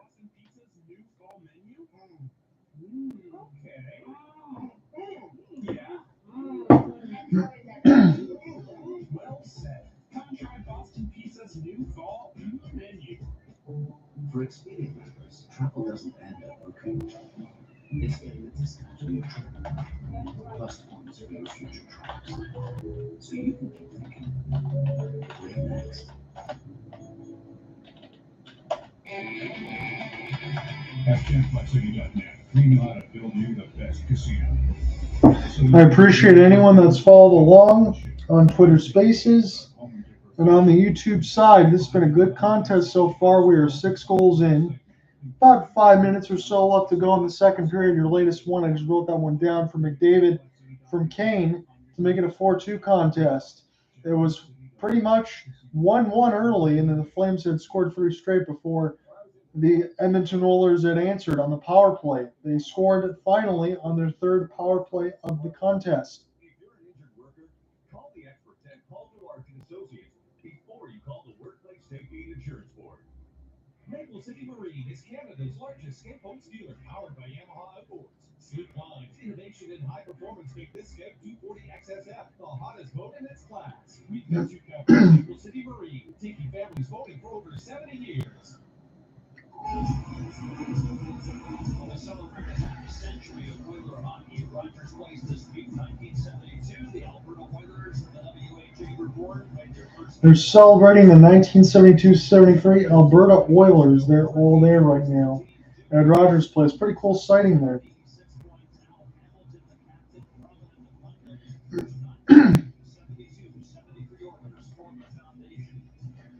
As we're back late in the second period action, it's an offensive zone draw there, won by the Edmonton Oilers, picked up by Draisaitl now. Centered out in front, and Fogle scores! 4-3 now. The Oilers have scored 2 straight goals, and as we've said, they joked about it in the first intermission in Hockey Night in Canada, whether or not this game is going to be over. I'm holding my breath because I knew what we were about to see. We are 7 goals in deep. I called 9 early. I think we're going to hit the over. It's now 4-3. It was just a offensive zone draw win. It was a routine one at that. It was a drive to the net, and then it was in the back of the net. Fogle was the last to touch it. So you get some space there between Holloway and Fogle, I believe, is going to be your goal scorer. So we've hit the 5-minute mark of the third period. It's 4-3 now. Edmonton is getting closer. And Calgary is starting to hear footsteps, much like they did in the Battle of Alberta. So picked up now on the right side red line. Oilers trying to buzz. They've scored 2 straight. Fogle now lost it. Picked up now by the Flames. There's Trevor Lewis. Will dump this one down the ice. Oilers now will go back to recollect. Good hit on the other side by Blake Coleman to try to dislodge that puck loose. He's got it, but he fanned on it, and then I think he took a stick up high. So they're not going to call Coleman on a good-looking hit, which could have been a cross-check, but they will call the Oilers as he got hooked right in the hand and the glove came off. So Ryan McLeod's going to go to the penalty box, I should say, and that will put the Calgary Flames on the power play. So Coleman, he got hit. You got a good hit in there on McLeod and a good high stick there on the other side as McLeod didn't like it, and he was the one that got called for the penalty. So that is the way it goes sometimes. You might not like what certain players do. But if you retaliate, that can be the problem. And that's the case that happened right now for the Oilers. So it's Anderson, Toffoli, Kadri, Huberdeau, and Lindholm. Line numero uno here on the power play. As the Flames try to win the draw, it falls back to Stuart Skinner, and he makes the save. So not lost in all of this right now should be the performance of Stuart Skinner. I believe his save marker is now in double digits. He's not given up a goal since taking over for Jack Campbell. He was pulled after giving up 4. We're 7 goals into this contest, and Calgary's lead is now down to 4-3. So picked up now as the Edmonton Oilers win the defensive zone draw, and we are 4:15 left to go in the second period. Dan Vladar leaves it here for Rasmus Anderson. So Anderson will play this one here for Elias Lindholm. Here's a chance now as Jonathan Huberdeau. Tyler Toffoli with the slap shot, but it got blocked there expertly by the Oilers. Tyler Toffoli is in behind the office of Skinner. Picked up in the high slot now. Rasmus Anderson will hold. He gets a pass back. Picked up by Elias Lindholm near the right faceoff dot. And he gets centered back to Rasmus Anderson working his way in the high slot. A wrist shot gets try to get tipped out in front, but Lindholm will pick this up near the right faceoff dot. Tyler Toffoli in behind the office. Gives it back. Now Rasmus Anderson. Huberdeau. Gonna wait. Now Anderson lets it go to the screen. It's loose out in front. Picked up by the Flames. As there's bodies everywhere by the Oilers. They're doing a good job keeping it in front and keeping it away from Skinner. They didn't do that for Campbell. Anderson. Lindholm through the traffic. And that one goes above the left post. As it's still live. Cody Ceci can't get off the ice. He's at 2 minutes right now. Flames. Got it near the right dot. Jonathan Huberdeau to Rasmus Anderson. Anderson working his way to the high slot. Leaves it for Huberdeau. Looks for the tip out in front. And Stuart Skinner made the save. So that was some good read there and some good puck movement there by the Calgary Flames. But I think even good work by Edmonton to keep that out in front and stop the rebounds and everything else. Again, I make the point that they did not do that for Jack Campbell because it's true. They came out of this game and they played lazily. And it's funny when all of a sudden you get a goaltending switch, then all of a sudden you bring that attention to detail and the effort. It's a shame they couldn't do it for Jack Campbell because I thought he kept his team in the game in the Wednesday contest against the Canucks, but he just didn't get that opportunity right now. So the Oilers, they win the draw, but they can't get it out. Flames still got 20 seconds to work with on their power play. Picked up now by Mangiapane. Dylan Dubé will sauce this one to Mackenzie Weegar. Weegar now. Try to get it from Michael Backlund. Backlund, the puck went wide and Skinner didn't know where it was. Oilers still trying to get this out as the power play is down to 5 seconds, still battling across the blue line. And now they can get it to the neutral zone where the Flames got to check up. The power play is going to end. They got a chance right now, but all the way out was Skinner to go grab it. He lost the rebound, and then it bounced back to him as Kulak has got Toffoli into a headlock. So it was a shot for Mangiapane. He went all the way over to the left-posted Skinner to cut it off. Then he lost the rebound, and then Mangiapane tried to center it out in front, and then he was able to cover before Kulak was trying to give Mangiapane a little bit of business here. 2:17 left to go in the second. It's a 4-3 lead for the Flames. The Oilers have scored 2 straight. Come right back. We'll finish off the second period.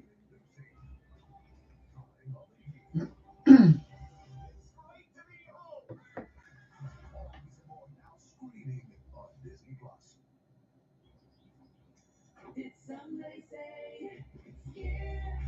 Since you gotta watch a movie, if I decided what to think about it, and I want to see, yeah, when the border brings it to me. Daddy, you're running through this body, one place to go. Cause I get what I want when I want it. Margarita with eggs and cheese, ding dong.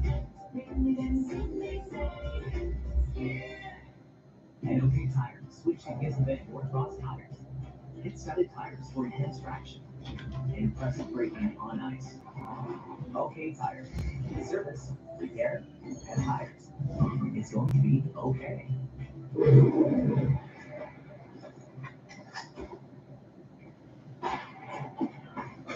Connor's just finishing up. He's going to cut your hair. No rush. Come on! Dream that dream! Trying to practice here, Wayne. We need it. Yes! Net's that way, bud. Shouldn't you be golfing?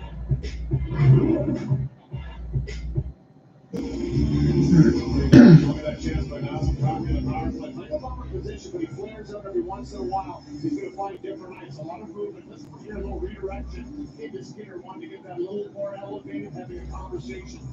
Elias Lindholm on the bench. Just good communication. New players, into a lineup, still learning systems. Offensive zone draw here for the Edmonton Oilers. Might make sense that they want to go ahead and get one of these ones here. It's 2:17 left to go in the second. They can't. And now the Oilers have a chance to break out. One of them trying to turn on the Jets now. It's Zach Hyman off the backhand. It's in behind the office of Dan Bladar. And now the Flames want to be able to go into this dressing room here, at least with a 4-3 lead, and not go back in with a tie, considering the way that it's going right now, as the Oilers have scored 2 straight. And this Battle of Alberta is yet to be decided, just like it is for a lot of this stuff in the regular season. We've seen a lot of goals. Murray has it now. He's going to try to race in behind the office of Windar. Lucic almost took a stick up to the face as this goes back in behind the cage. Gravici will pick it up now. Kevin Rooney will try to get in on his forecheck. Around the office of Skinner, spinning around. Lucic still with it. And now this goes back to Leon Draisaitl, number 29. We'll see what he can do with it here, as we've got about $1:20 left to go in this second period. High-scoring affair. It's 4-3 lead for the Flames. The Oilers have scored 2 straight. Mangiapane going to leave this, and it gets blocked before it hit the middle of the slot. Lindholm waiting near the right dot just in case the puck went to him, but Draisaitl went all the way back to retrieve, and the stick just broke inconceivably there for Draisaitl. So he's going to need to go get a new twig, as the play was live, but Vidar made a glove save. So 58 seconds left to go in the second period. Your shot board sounds like this. 4 goals for Calgary on 26 shots, 3 goals for Edmonton on 20 shots, and Nazem Kadri got hit pretty hard on the other side, as they're just showing it. It seems like all these teams, when Nazem Kadri's on the ice, they will target him as being their number one energizer buddy, and I think for good reason, because he just seems to make things happen. We're talking about the face-off is 29-16 in favor of the Oilers. Flames have got to clean that up, especially in their own end. That always seems to be a problem, as they lost it. Slap shot there, bombed by Tyson Barrie, trying to keep this alive amongst the sticks. Coleman trying to pry this loose. He does. Lewis finds it, and he flutters this near the right side post, and this goes back now to Chris Tanev. Tanev will dump this down the ice, as Stuart Skinner will come out of the net to play this one. He's just going to leave it there for Ryan McLeod, and we'll see what happens now with Holloway. He flutters one toward the right face-off dot, and it goes just wide as we've hit the 25-second marker of the second period. Yamamoto worked off the puck right now, and Tanev going to have to try this again. Trevor Lewis out there with Kevin Rooney on that side. Tanev and Mackenzie Weegar right now is the first-line defensive pairing. Lewis right in the catching glove of Skinner. He will play this to Darnell Nurse. We're down to 5 seconds. If the Oilers have time for a rush, they do not. Calgary will intercept. Mangiapane gets the steal, but he can't get the shot off. We in the second period, 4-3 your score. Calgary with the lead. They've seen a 4-1 lead dwindle to 4-3, and we'll see what happens in this final stanza, unless we have overtime upcoming.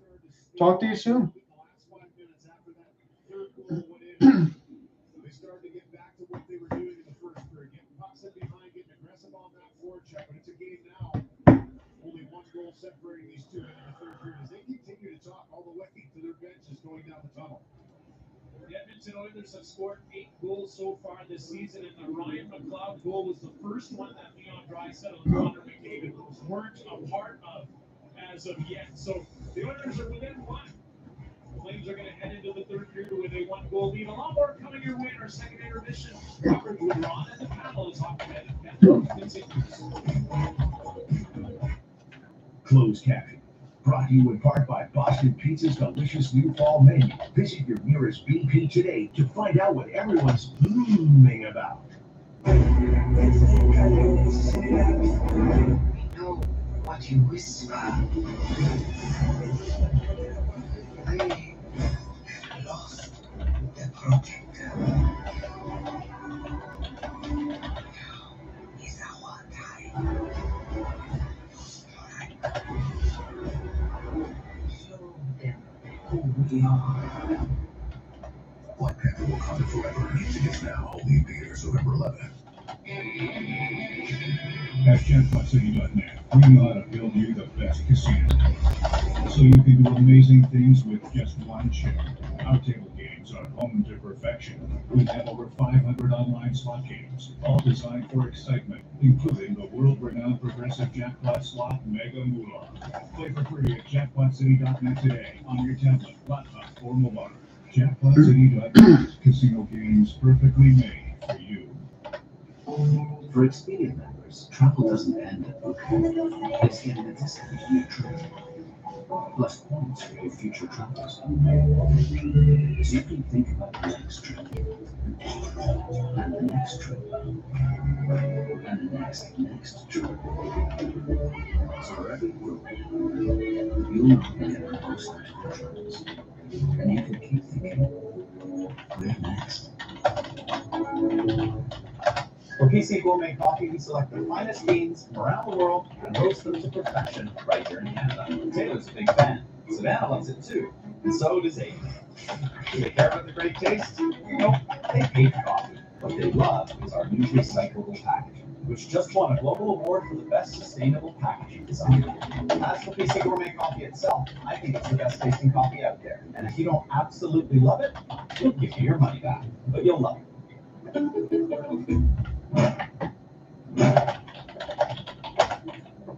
At Greg Montfort and Partners, we meet with victims of distracted drivers every day. We've seen terrible crashes caused by drivers texting, putting on makeup, eating, or just not paying attention. Distracted drivers are the #1 cause of fatalities on the road today, even worse than drunk driving. If you've been hit by a distracted driver, call us today. Greg Montfort and Partners. We can help. Take that short drive to Mexico Chrysler in Amherstburg. Family owned and operated for over 44 years, we know the importance of quality customer service. Great deals, knowledgeable staff, and a state-of-the-art service area. New or used, we've got cars and trucks for any budget. Mexico Chrysler, it's worth the drive to Amherstburg. You want a great deal on your new and used car? Me. Deal. Mr. Snyder was struck in the back of the head with something hard. Mennonites do not commit murder. Someone here is lying. Get away from her. Injustice is not murder. The break you need from the real news. Whoa, politics is all around us.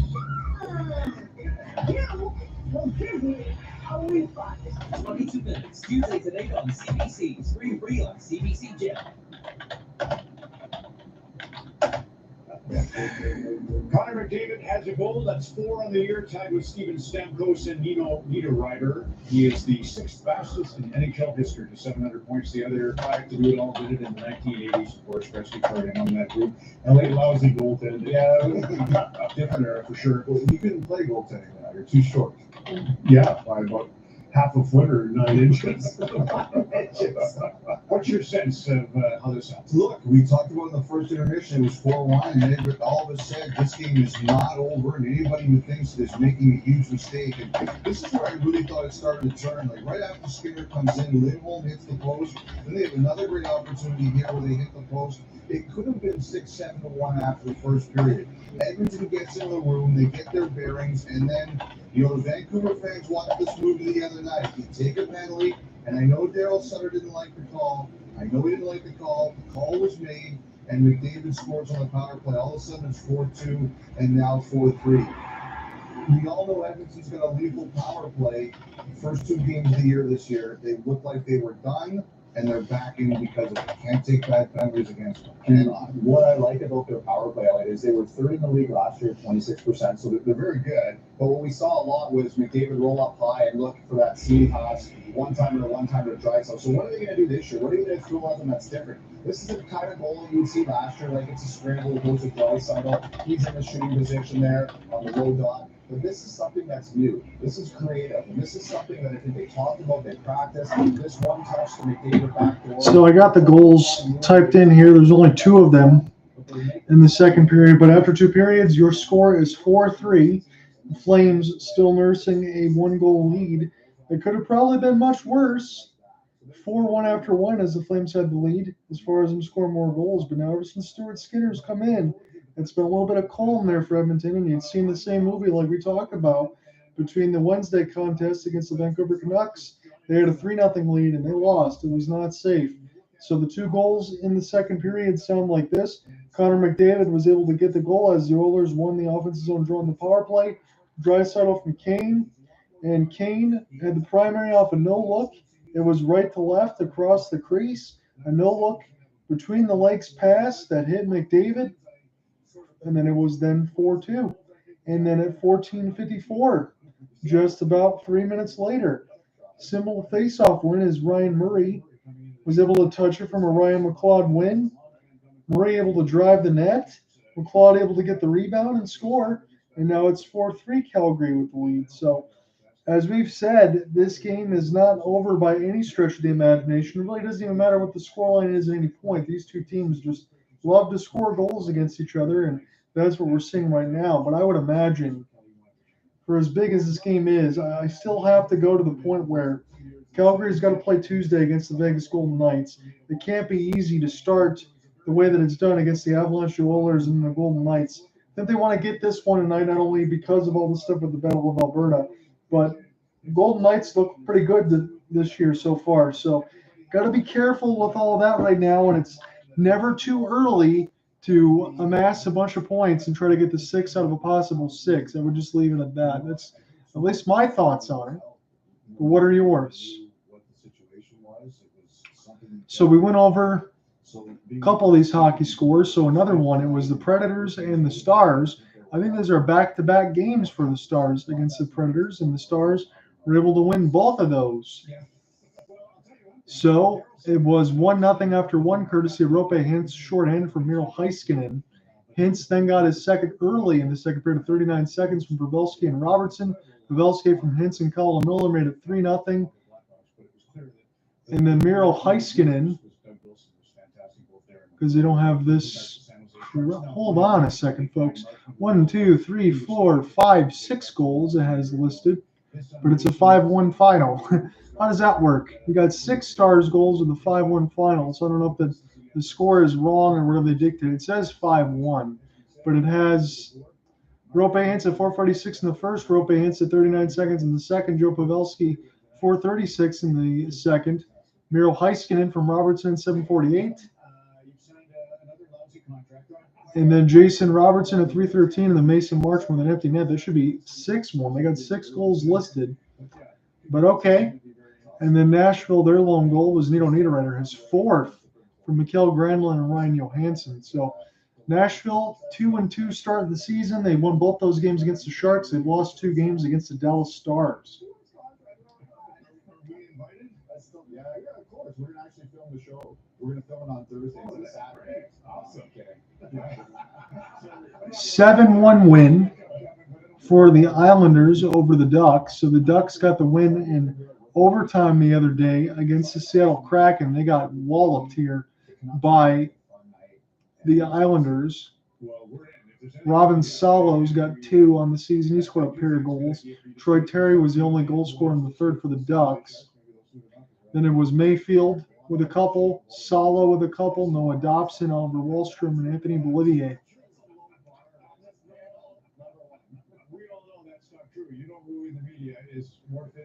Blackhawks and Sharks, one of these teams will get their first win. Right now, the Blackhawks have a 3-2 lead. Golden Knights all over the Kraken 5-0. Let me take a look at that box score. And of course, that box score is not ready, so can't tell you who scored on that one, unfortunately. What about the Panthers and the Buffalo Sabres? Panthers are 2-0 on the season.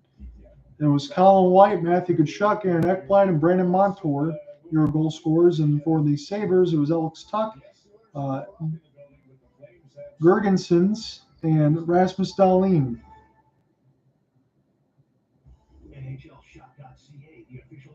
I wonder if Gergensons changed his first name because I don't see that as the spelling. Zimgus? I don't think it was Zimgus.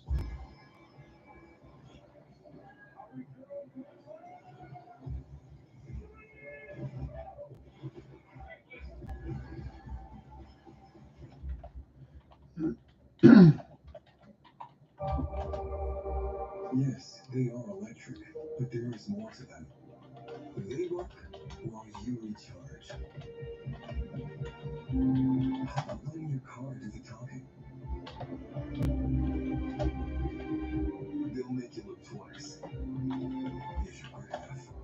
So yes, they are electric, among other wonderful things.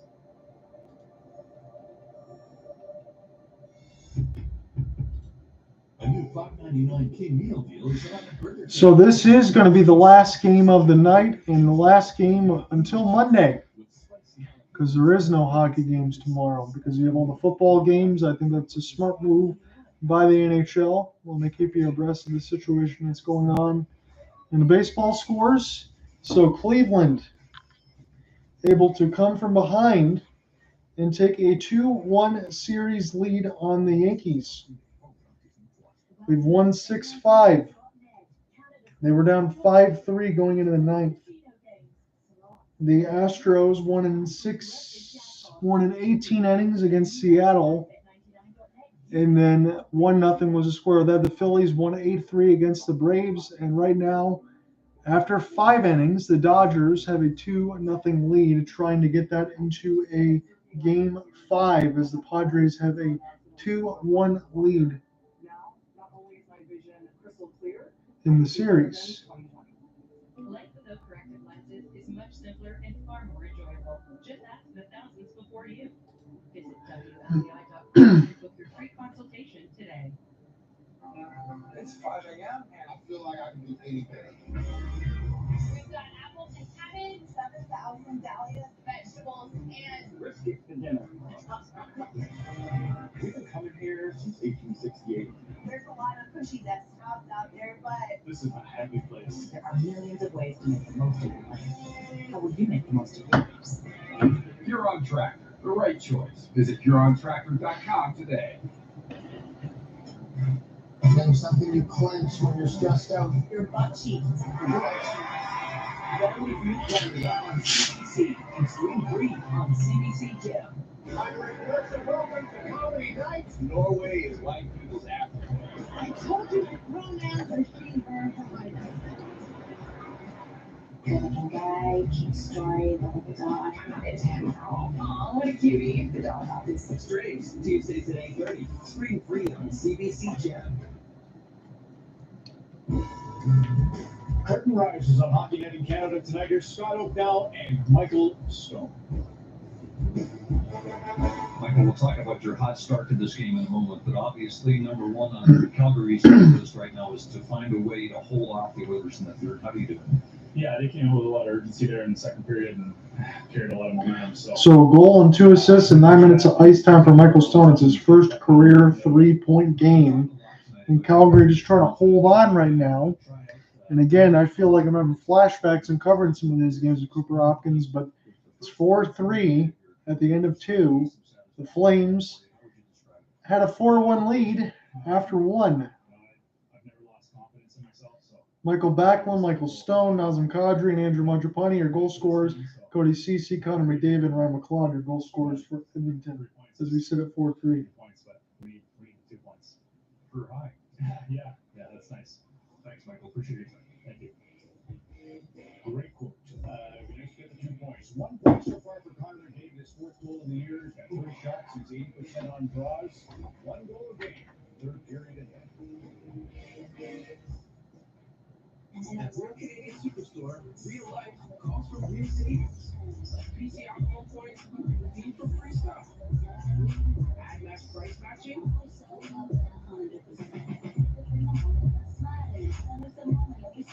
Club size buys, club size messes. Check out all the ways you can save for real at superstore.ca or visit us in store. Football is back, and so is your chance to win with the Bet River Sportsbook app. Featuring our new multi-game same-game parlay. Combine the action of multiple same-game parlays in one bet for even more action. Bet the point spread, bet the over, bet player props, get player and team stats, and more. Throw an award-winning customer service, and it's a touchdown. Get the BetRivers Sportsbook app. It's a whole new game. Where would we be without small businesses? Everyday dinners wouldn't be local. I would not feel so beautiful.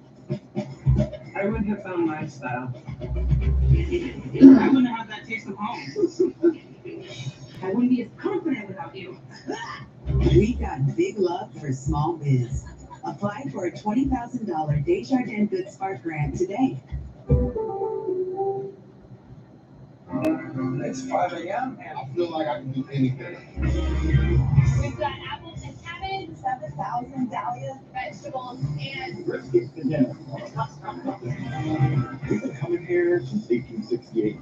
there's a lot of pushy desktops out there, but This is a happy place. There are millions of ways to make the most of your life. How will you make the most of yours? Huron Tractor, the right choice. Visit HuronTractor.com today. Celebrate 31 years of support and treatment with the annual Redwood Charity Lottery. Take possession of a beautiful Lake Point home or $780,000 in cash. Your choice. 3 brand new vehicles or take the cash. Early bird grand prizes plus a 50-50 draw. Tickets are just $50 each or $100 for 3. Get your tickets by October 20th to be eligible for all draws. Order your tickets online at redwoodlottery.com.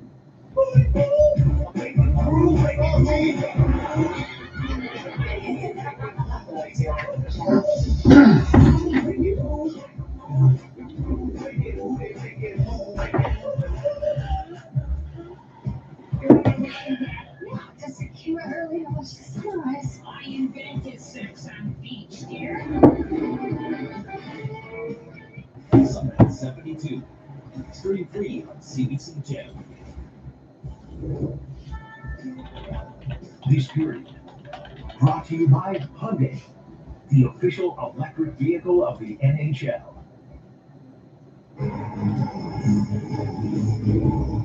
Top Performer is brought to you by GMC, the new Sierra AT4X. Hard not to share. Like the Stone, seems harder having to prove himself again. Three-point night assisted on Backman's opening goal and unleashed his bomb to beat Jack Campbell, and he still is playing through the 2-1. Minutes after that, picked up an assist on Nancy Cotter's breakaway goal. 9 minutes of ice time for Stone tonight through 2 periods. He's also been engaged defensively. It's a 1-year, 2-way deal Stone earned in Minutemen.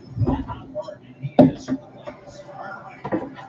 This Scott, 32-year-old who played his junior hockey. We're getting set for third period action right now. Stuart Skinner is going to play this one in behind the goal cage with Leon Draisaitl. The Oilers had just scored 2 straight in the second period. Those are the only 2 goals there from McLeod and Connor McDavid. And now it's 4-3 Flames lead as it starts to dwindle. Picked up now.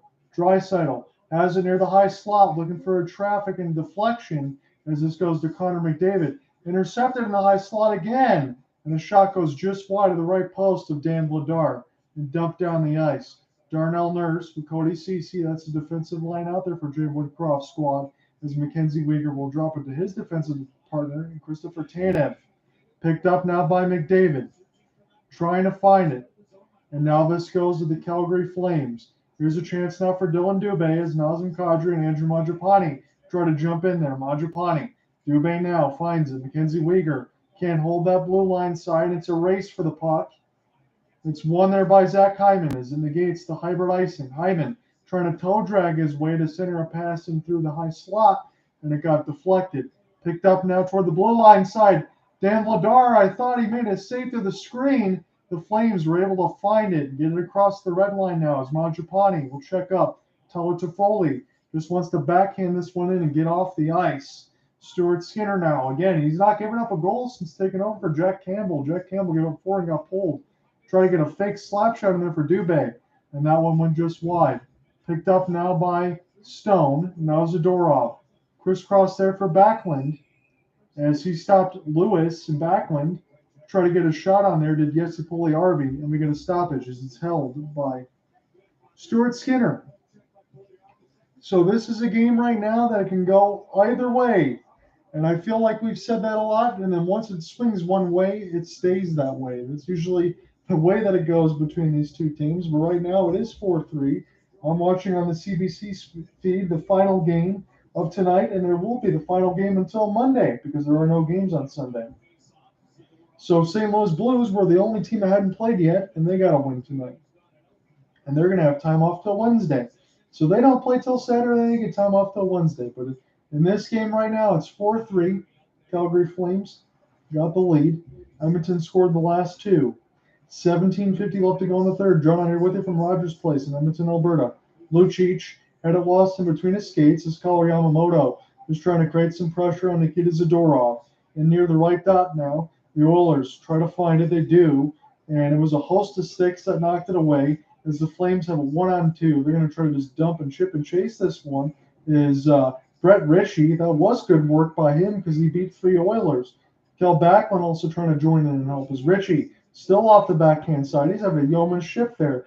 Backlund had it poked away, but he gets it now near the left side red line. Backlund holding off the backhand. And this goes across back to the red line of the defensive pairing of Noah Hannafin and Rasmus Andersson. Big time slap shot there. Backlund lets it go. And Stuart Skinner is going to take no chances as he holds with 17:06 left to go in the third. And the referees are going to square anything away. It didn't look like a penalty was going to be called as we cut to a half commercial and commercial as I'm still looking at the live action right now. Should be a face-off in the neutral zone. But there is a lot of booing right now.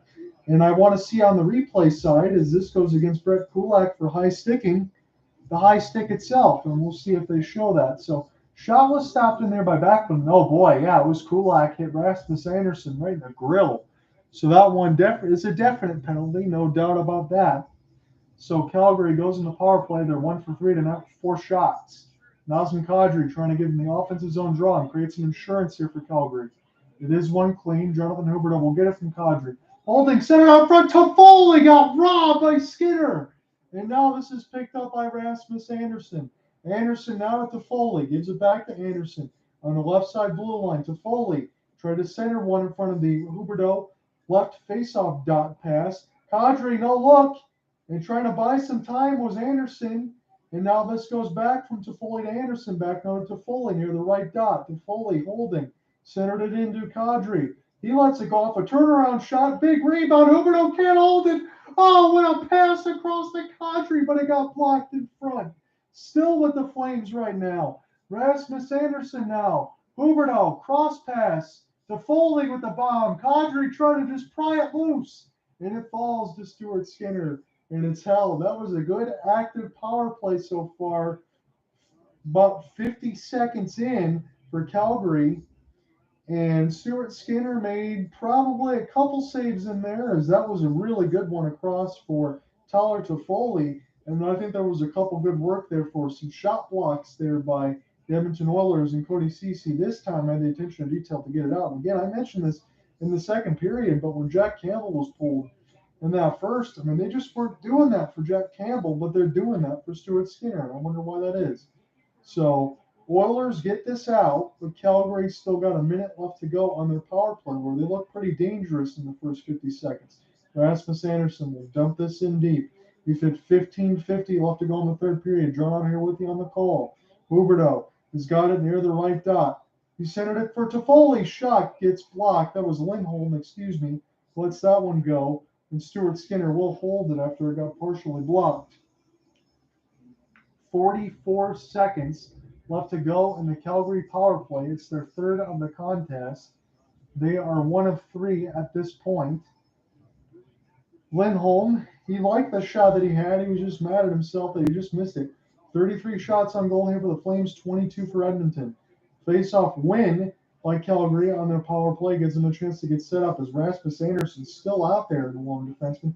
Nice pass to Foley off the outside of the bar and stayed out.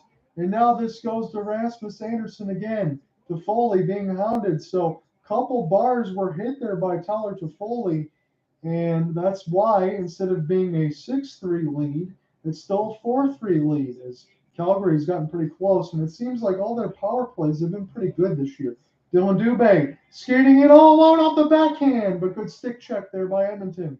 Dubé still with a cross pass. Nice block out in front by Ceci. Calgary's power play is going to end, but they're still buzzing right now. Mackenzie Weegar lost it there momentarily. Mangiapane. Dubé trying to center it out in front. And this goes back to Backlund. Dubé now has it near the right faceoff dot. Weegar couldn't find it in time. As his shot got blocked, and Backlund tries to pry this loose. Weegar now near the left side red line tries to find Dubé. Calgary still with the puck possession. The power play is long over. Weegar fakes the slapper, and this gets blocked in between. Still kept in by Calgary.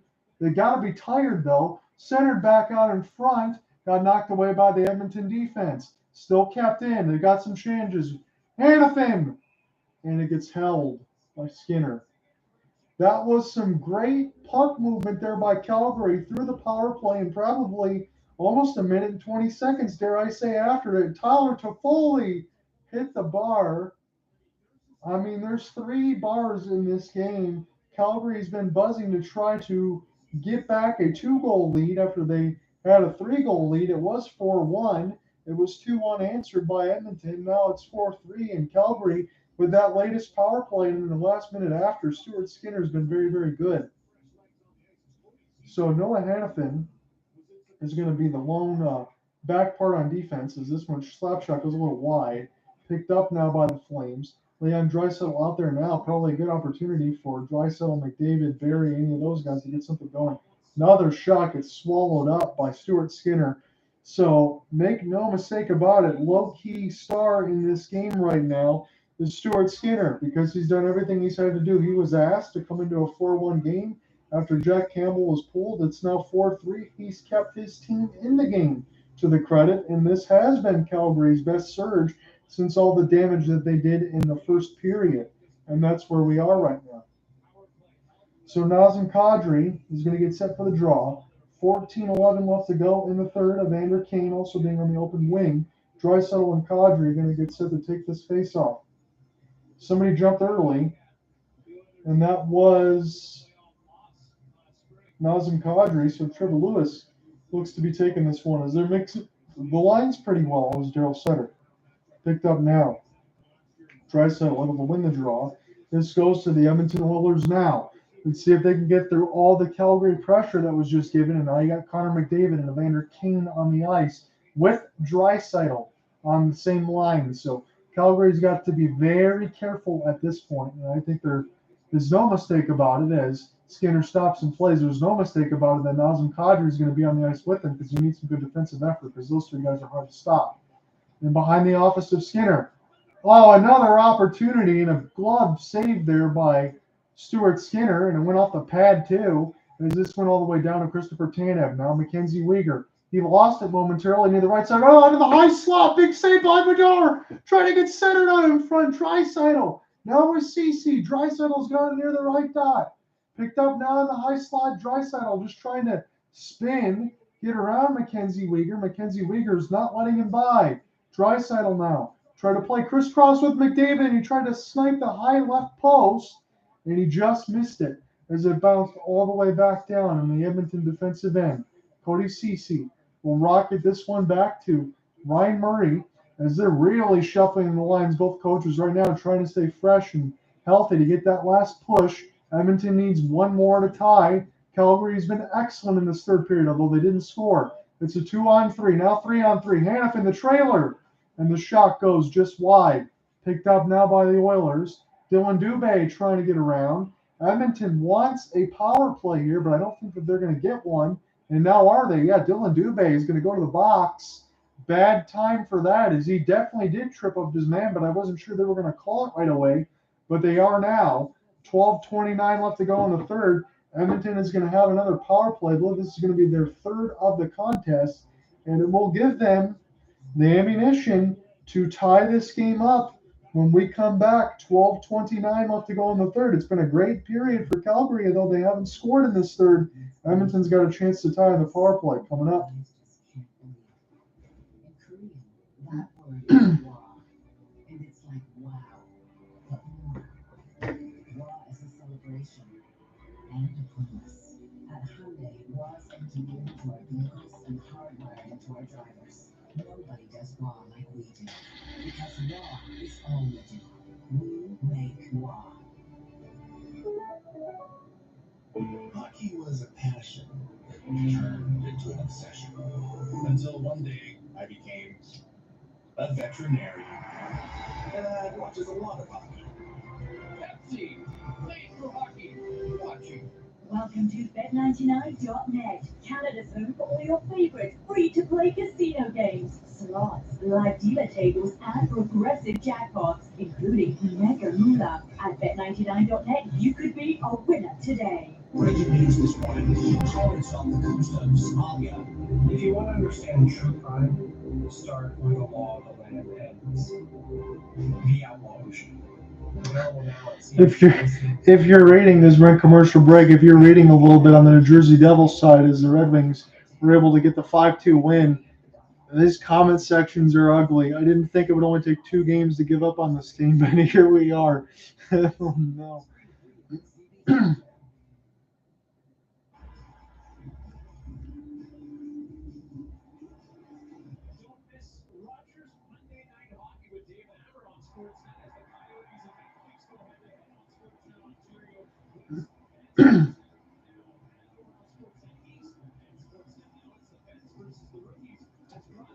Thanks for following along on the YouTube and Twitter Spaces side.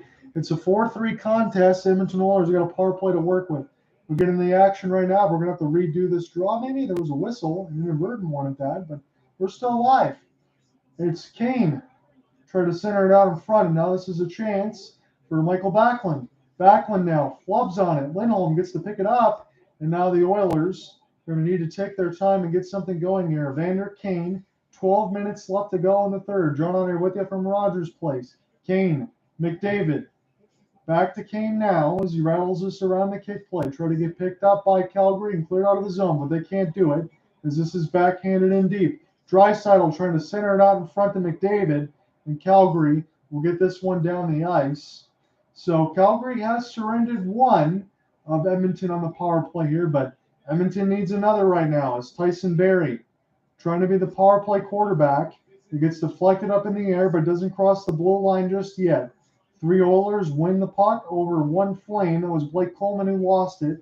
And now the Oilers trying to make something happen. But once again, Calgary will clear this down the ice. 50 seconds left to go on their power play. It's 4-3 Flames. 38-23 shot board advantage for Calgary as well. We've seen what happened when the Edmonton Oilers were down 3 against the Vancouver Canucks. They came all the way back. Connor McDavid on open right wing in the high slot now. Leaves it for Draisaitl. Off the backhand. Trying to center out for McDavid. Kane finds it. But it's loose out in front before it hits Vladar and then cleared down the ice. That was very dangerous there. It looked like a drop pass for certain that Evander Kane could have finished, but too much traffic in front of the net as he puts his head down and goes to the bench. 15 seconds left to go on the Edmonton Oilers power play. Chance for Jesse Puljujärvi on the open wing. Picks it up now in between Evan Bouchard. And Calgary will get this down once again. So really only that one dangerous chance there for Evander Kane that was blocked as Edmonton's power play will end. So Calgary dodges a bullet there. Dylan Dubé comes out of the box. Picked up by Nikita Zadorov. Zadorov trying to play this one ahead for Lucic. Lucic lost it. It's a 3-on-2 developing the other way. Jesse Puljujärvi tries to put this near the right side red line. And now Lucic will pick it up. Nice outlet pass. Dylan Dubé now near open right wing. Dubé off the backhand. Skinner will stop it. Rebounded off of the blue line side as it pinballed off the lively inboards. And now Edmonton can try to reset left to right across your radio dial. Edmonton in the orange shoulders and the blue jerseys and blue pants. And the Calgary Flames in the red shoulders and white jerseys and the red pants. Picked up now off the hybrid icing as Brandon Tanev is going to touch. So it's going to be an offensive zone draw here for the Calgary Flames. As we just went past the 10-minute mark, about 9:42 left to go in this third. This is anyone's contest right now. And this is exactly what you would expect in this type of game is Nugent Hopkins and Kane kind of came together there. And Dylan Dubé was pretty happy that his team was not scored on there as he was tapping the part of the penalty box. Darnell Nurse has been out there for about 1:09 now. It's going to be an offensive zone draw here, won by the Flames and then stolen. So Edmonton are going to look to break out. Color Yamamoto able to get to the traffic. Warren Fogle plays a pass out in front, but it was just missed before it hit Vladar. And now Tyler Toffoli on the first line can reset here. Toffoli out there with Huberdeau right now. Huberdeau picks it up. He's going to play this one back. Elias Lindholm with a bomb to just clear this one in. Lindholm will get to it now. And now the Oilers intercept as we hit the 9:10 marker of the third period. Again, I'm watching this on the CBC feed. You can follow along on ESPN Plus if you don't have the CBC channel. Hannafin picks it up, but they lose it. Here's a chance for McDavid. What a stop by Vladar! As he was able to slide over near the left post and it went right into the breadbasket. And that was the wrong guy to turn the puck over to. Connor McDavid trying to get in between four Oilers. That went off the shoulder of Vladar and held. 9:01 left in the third. We get a stoppage. Come right back.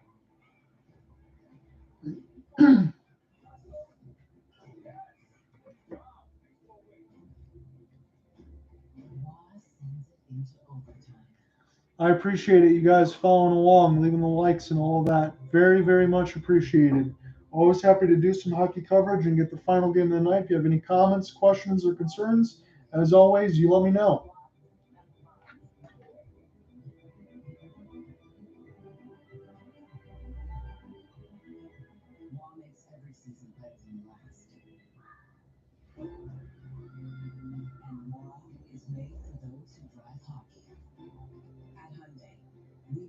Nobody does war like we do, because war is all we do. We make war.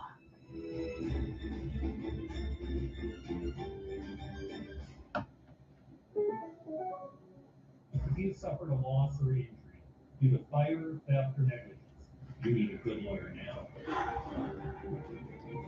For 30 years. It's gut check time right now. We've hit the last part of the 10-minute marker here. It's a one-goal game between the Flames and the Oilers. It's a good contest.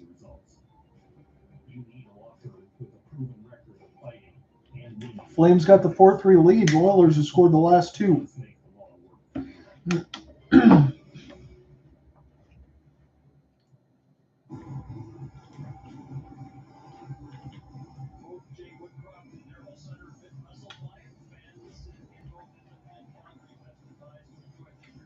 So the next Battle of Alberta is going to be the end of this month, pretty much, the 29th at Calgary, and then the 27th at Calgary. So they're going to meet two more times. Offensive zone draw here for the Edmonton Oilers. 9 minutes left to go in the third, and the Flames able to clear. They've got the lead on the shot board and the scoreboard, but it's a hybrid icing. It's 4 goals on 39 shots for the Flames, 3 goals on 25 shots for the Oilers. It's about as close could be right now. Again, my over-under, I had 9 goals and a couple of fights. We're at 7 goals and no fights right now, but the goals I've got pretty close, so I feel pretty good about that. Very much a possibility for a couple more before we can get an empty netter, though. Try to get gloved down there by Edmonton, but it is touched in before it even got iced. So Edmonton going to have to go left to right across your radio dial. Calgary just trying to hold on and get this win right now, it seems like. Connor McDavid, he's worked off the puck, but he gets it back near the right faceoff dot. Try to center one out in front, and the defense there between Barry and Evan Bouchard could not pick this one up. So now it's Kulak. Has it now. Kulak lost it. Now Kadri gets knocked down the puck. No call. And this goes back now as Kulak tries to find it. Leon Draisaitl stuck in his own end right now. Leon Draisaitl trying to get around 2 Flames. And now this goes back and picked up by Andrew Mangiapane. He needs some help. He's going to let it go. He tried to snipe the top right of the bar, and that just went wide. That was pretty close. Dylan Dubé now gets this one down as Noah Hannafin will punch it in deep. And this is going to get into the mesh. So a neutral zone draw. 7:52 left to go in this third period. John out here with you. I'm watching on the CBC Sportsnet feed. If you want to check and you don't have any of the stuff for the Canadian channels, check it out on ESPN Plus if you have that. It's a good contest so far. 4-3 is your score. Connor McDavid does have 1 in this game. It was a brilliant no-look pass from Evander Kane on the power play. Flames looking to go 2-0.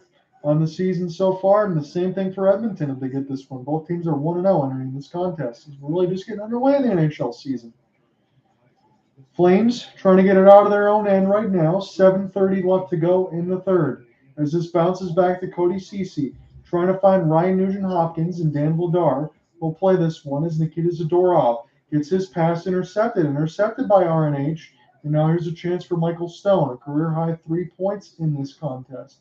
He's got a goal and 2 assists. Lucic knocked off the puck, and Edmonton has to go back and recollect. One lone forechecker there was Andrew Mangiapane, just in case anything got loose. And now Evan Bouchard been able to get too much space, I think, to get into the neutral zone. Now throws it to an empty right wing. Intercepted there over Huberdeau.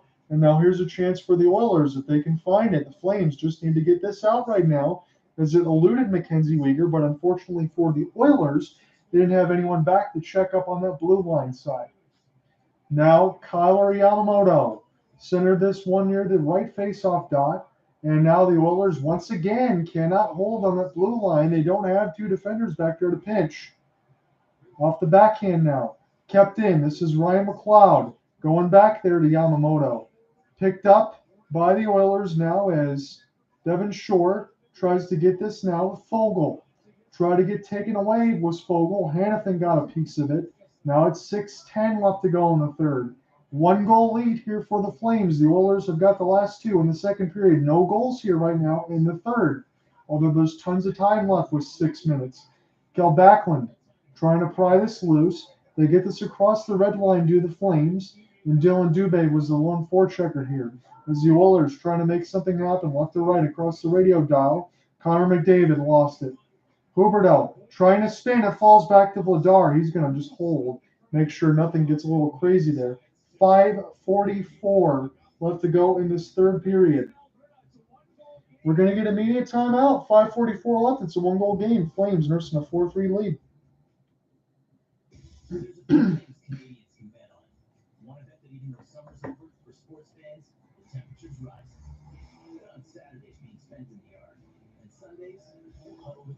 It's a 4-3 lead. We're getting close to ending this contest. Calgary Flames still holding on to it. There's been no goals in this third period. The last 2 have come from the Oilers. Connor McDavid got 1, and so did Ryan McLeod.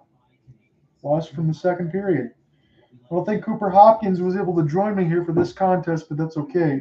If he does ask for Tuesday, I will feel bad because I don't think I'm going to be able to do anything on Tuesday because I'm going to spend some time with my significant other. So I will be back Monday for the official broadcast. It'll be on Colorcast and on YouTube with Patrick Rush is going to join me. So we're going to do a Red Wings game. It's going to be Red Wings and LA Kings on Monday. That's going to be a 7 o'clock Eastern start if you guys want to follow along on that side. When you save with BMO, you can set up specific goals and easily track your progress in the BMO app. That sounds great. That could help us redo the yard. Yeah, you could really go nuts.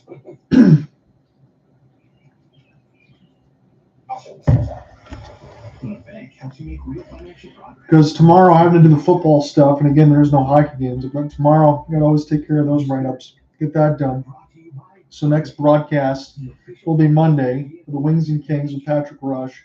And then Wednesday, we will do a basketball game. Thursday will be another hockey game. That one's going to be Maple Leafs and Stars on Thursday. And I think Wednesday, the basketball game will be Pelicans and Nets. We'll try to get the opener there. And we'll see if NBA League Pass still works, courtesy of NBA 2K23 Championship Edition.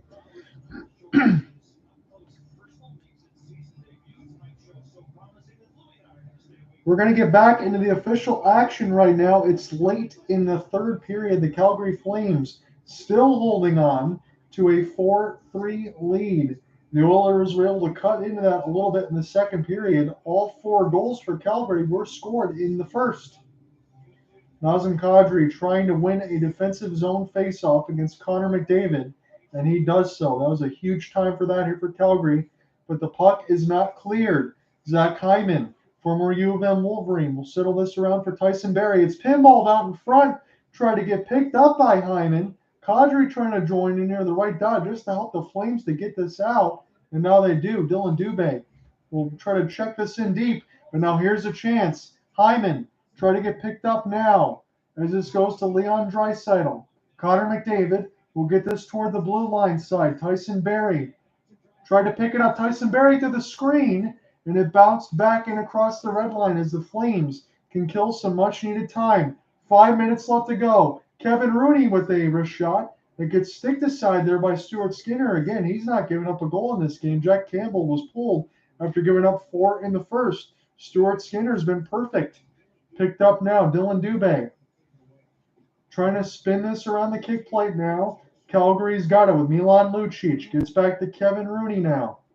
Lucic working his way in front of the net, but the puck didn't get there. Slap shot deflected out in front and picked up now by the Oilers. We've hit the 4:30 mark left to go in this third period. Rooney, Lucic now trying to find this, and this goes back to Evander Kane. 4:19 left to go in this third period. What can the Oilers do? Can they tie it? Can the Flames hold on? Flames have been pretty good in this contest. They got 40 shots on goal. It helps you score 4 in the first, but they've had nothing since, as it's 4-3 now. Oilers stuck in their own end for the moment, as RNH will get this one down across the red line. Picked up now by the Flames. Getting in this across the red, it's Andrew Mangiapane. Mangiapane spin, trying to leave it there for Backlund. Backlund will reverse engineer this thing and pick it up near the right side of the face-off dot. Gets knocked up and out of play. Neutral zone draw upcoming. 3:39 left to go in the third. Calgary 4 goals on 40 shots. Edmonton 3 goals on 25 shots, I believe. Last year could have said 29. Four Eyes might have missed it there. More shots for the Flames, though. They got just 1 more goal, but again, they scored all theirs in the first, and then it was 1 in the first for Edmonton and 2 in the second. That's why we're sitting at 4-3. The next Scotiabank CBC coverage there will be Jets and Avalanche. That'll be on Wednesday at 7:30 Eastern. I'm going to be covering a basketball game that day before we get back into hockey on Thursday. So Blake Coleman has it now. Coleman still trying to work with it. Just trying to get kept alive near the blue line. Picked up now by the Oilers. Oilers now still trying to make something happen here. They got 3 minutes and 20 seconds left to work with. It's deep into the Flame zone. Ryan McLeod, he was the lone goal scorer and the latest goal scorer there for Edmonton. It's centered out in front, but they couldn't keep it in with the Oilers. It's offsides. 3:11 left in the third. And you kind of wonder at this point, if Edmonton wins the draw, when will Jay Woodcroft pull Stuart Skinner for the extra man to try to get a goal here? Because it is getting to that point. This has been a good contest so far between these two teams, and this is kind of what I expected. Again, my over-under, it was at 7.5. It looks like right now we might actually hit the under, but if you were going to the first period when there was 5 goals, you'd think you'd go way over that. I said 9 goals and 2 fights. We're at 7 goals and no fights right now. Just for those that are wondering at home, 3 minutes left to go in the third. Calgary just trying to kill some time in the offensive end right now, falling upon the puck. Nazem Kadri trying to pry it loose for Calgary, but here come the Oilers. It's a 3-on-2 developing drop pass in there for Barry. He's going to hold, and that was Evan Bouchard that made some space. That was a long shot in on Vladar. He worked his way into the high slot, and Vladar made an excellent save right there. 2:44 left to go in this third period. And again, I will say this, Dan Vladar has done his job. Again, with Jacob Markstrom, you kind of wonder, a couple days off, for Daryl Sutter's squad, Jacob Markstrom, does he want to jump right back into this Battle of Alberta? They want to go to Vladar, like most coaches did within their second game, go to your backup goaltender, get them both some burn at the beginning of it. Vladar's been pretty good. And Stuart Skinner's been excellent since taking over from Jack Campbell. He's not giving up one. Puck goes up into the players' bench. So we're going to have to do this draw again. 2:40 left to go in the third period. John out here with you from Rogers Place. Again, I'm a little disappointed that I couldn't be joined by Cooper Hopkins, but I understand. Being from Seattle, Washington, he had to watch that 18-inning affair of the Seattle Mariners and the Houston Astros, and it is Sweetest Day, so I don't want to get him thrown in the doghouse. 2:30 left to go in the third. It's bounced out in front. Dan Vladar makes the save, and now can the Oilers get to this? They will now, because Calgary is going to go ahead and take some line changes. Huberdeau, the lone forechecker there for the Flames, gets intercepted nicely. Need to buy some time. Huberdeau missed the net, though. My goodness, Huberdeau was all alone, but he just missed the net. And now this goes back to Evander Kane. It gets turned over there. Kari Yamamoto trying to get on his horse. Picked up now by the Flames. 2 minutes left to go in this contest. Right now, it just seems like they're trying to hold on. I felt like I've been saying that from the second period. They've not scored since the first. All of their goals have come from the first. Picked up now by Mackenzie Weegar. It goes off the 5-hole pad side of Stuart Skinner. And now Edmonton really running out of time. A minute 35 left to go in our contest. Hope you've been enjoying this one. Nice defense there. Flames able to kill some more time. Blake Coleman with the long wrister. And Stuart Skinner takes no chances. $1:30 left to go in the third. He's going to hold. 41 shots on goal. 4 goals for the Flames. 27 shots on goal for Edmonton. 3 on that side. With $1:30 left to go in this contest. As always, I will have the full game story and coverage to follow at hopelesssportsguy.wordpress.com. And my next broadcast will be on Monday when the Red Wings take on the LA Kings at Little Caesars Arena. We'll be joined by Patrick Rush at 7 p.m. Eastern. So hope you guys can join me for that one. It's an off day tomorrow with all the football stuff. And then Tuesday will be an off day as well, as I'm spending some time with the missus before we get into basketball on Wednesday between Pelicans Nets, and then back to hockey on Thursday between the Maple Leafs and the Dallas Stars. So this has been a busy week. I've had about 7 days of straight broadcast before we had to get some other things on Friday as we get an unfair puck drop, and we'll do it again. But again, between the NHL season on ESPN Plus and NBA League Pass, I'm going to give you all the complete coverage of the NHL and NBA season all the way from the start of the regular season and through the playoffs. So I hope you guys enjoy and stick around for that. Hannafin from Lewis, as it's down to a minute 15. Oilers need to break out and do something quickly here. We'll see if they can get the extra man on the ice. Cross pass, try to find McDavid. McDavid now has it near the right dot. This finds Tyson Barrie. Leon Draisaitl will go near the left side red line. Gives it to McDavid. The net is empty now for the Oilers. They need a goal. With 55 seconds left, into the screen, Vladar with the save as it was brushed aside. Draisaitl. Now to McDavid near the right faceoff dot. Try to find Barrie. Nice stick check there by the Flames, but Connor McDavid's got too much speed and Blake Coleman doesn't. As the stick was knocked out of his hand, the Flames essentially will be down 2 with an extra man there until Coleman can grab it. Kadri will just backhand this one into safety. Near the blue line side now, Kadri still holding on to it. An offside call. 30 seconds left to go in the third. That is it. That is all right now. Edmonton needs a goal.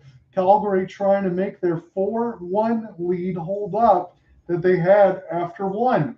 It's 4-3. So this contest has had all the intrigue that you would expect, minus a couple fights. As we have 7 goals through, and we don't know who's going to take it yet. Jay Woodcroft will take his timeout with 30 seconds left to go in this third period. So it's a good contest. I'm glad you can join me here tonight for the final hockey game of the night and the final hockey game until Monday. You have $350 on the Oilers, Jonathan, to be able to tie it up. It's a good chance that they can do that if they win the neutral zone draw and get something going, but that is a very strong bet. $350 on that side. But again, considering the over-unders and the way that it is, you can make some extra money there, considering if you picked it up when it was a 4-1 lead for the Flames. We're getting some Sportsnet highlights right now, and I think Dan Vladar has been pretty good on that side here for Calgary. So it's a draw loss. Edmonton really needs to go back and check up right now. They got 20 seconds which to go left to right. They got to do it quickly here. Hyman, he's near the right dot, trying to drop it out in front of the right face-off dot as it's down at 10 seconds now. Off the backhand, wide for Draisaitl. Now down to 8 seconds. Calgary just trying to get this out of the zone. One more chance. 4 seconds, 3 seconds. Draisaitl on the doorstep. It's loose, and it's over. The horn sounds. and the Oilers came ever so close to tying the game. But that is it, and that is all. Dan Vladar picks up his win, his first of the season, and the Calgary Flames survive. That was a Battle of Alberta that you really wanted to see. That came down to the very end. It was Draisaitl just missed the backhand. It actually went off the shaft of the stick of Dan Vladar and tried to get picked up there by Zach Hyman as it was just a massive humanity. Calgary Flames were everywhere, buzzing, but the time just ran out. They came that close. So the Oilers will lose their first game of the season. They move to 1-1. The Calgary Flames improve to 2-0 when they take on the Vegas Golden Knights. They're 3-0 when they take on the Vegas Golden Knights on Tuesday. That should be a big time game there for the Flames as the schedule does not get any easier. I will check you guys back on Monday with another official broadcast. But until then, we will see you. And I will get this game story uploaded. HopefulSportsGuy.wordpress.com. Have a good one, everybody. I will see you on Monday. Take care. Because sometimes we all need a little help. Because I might forget to check my blinds.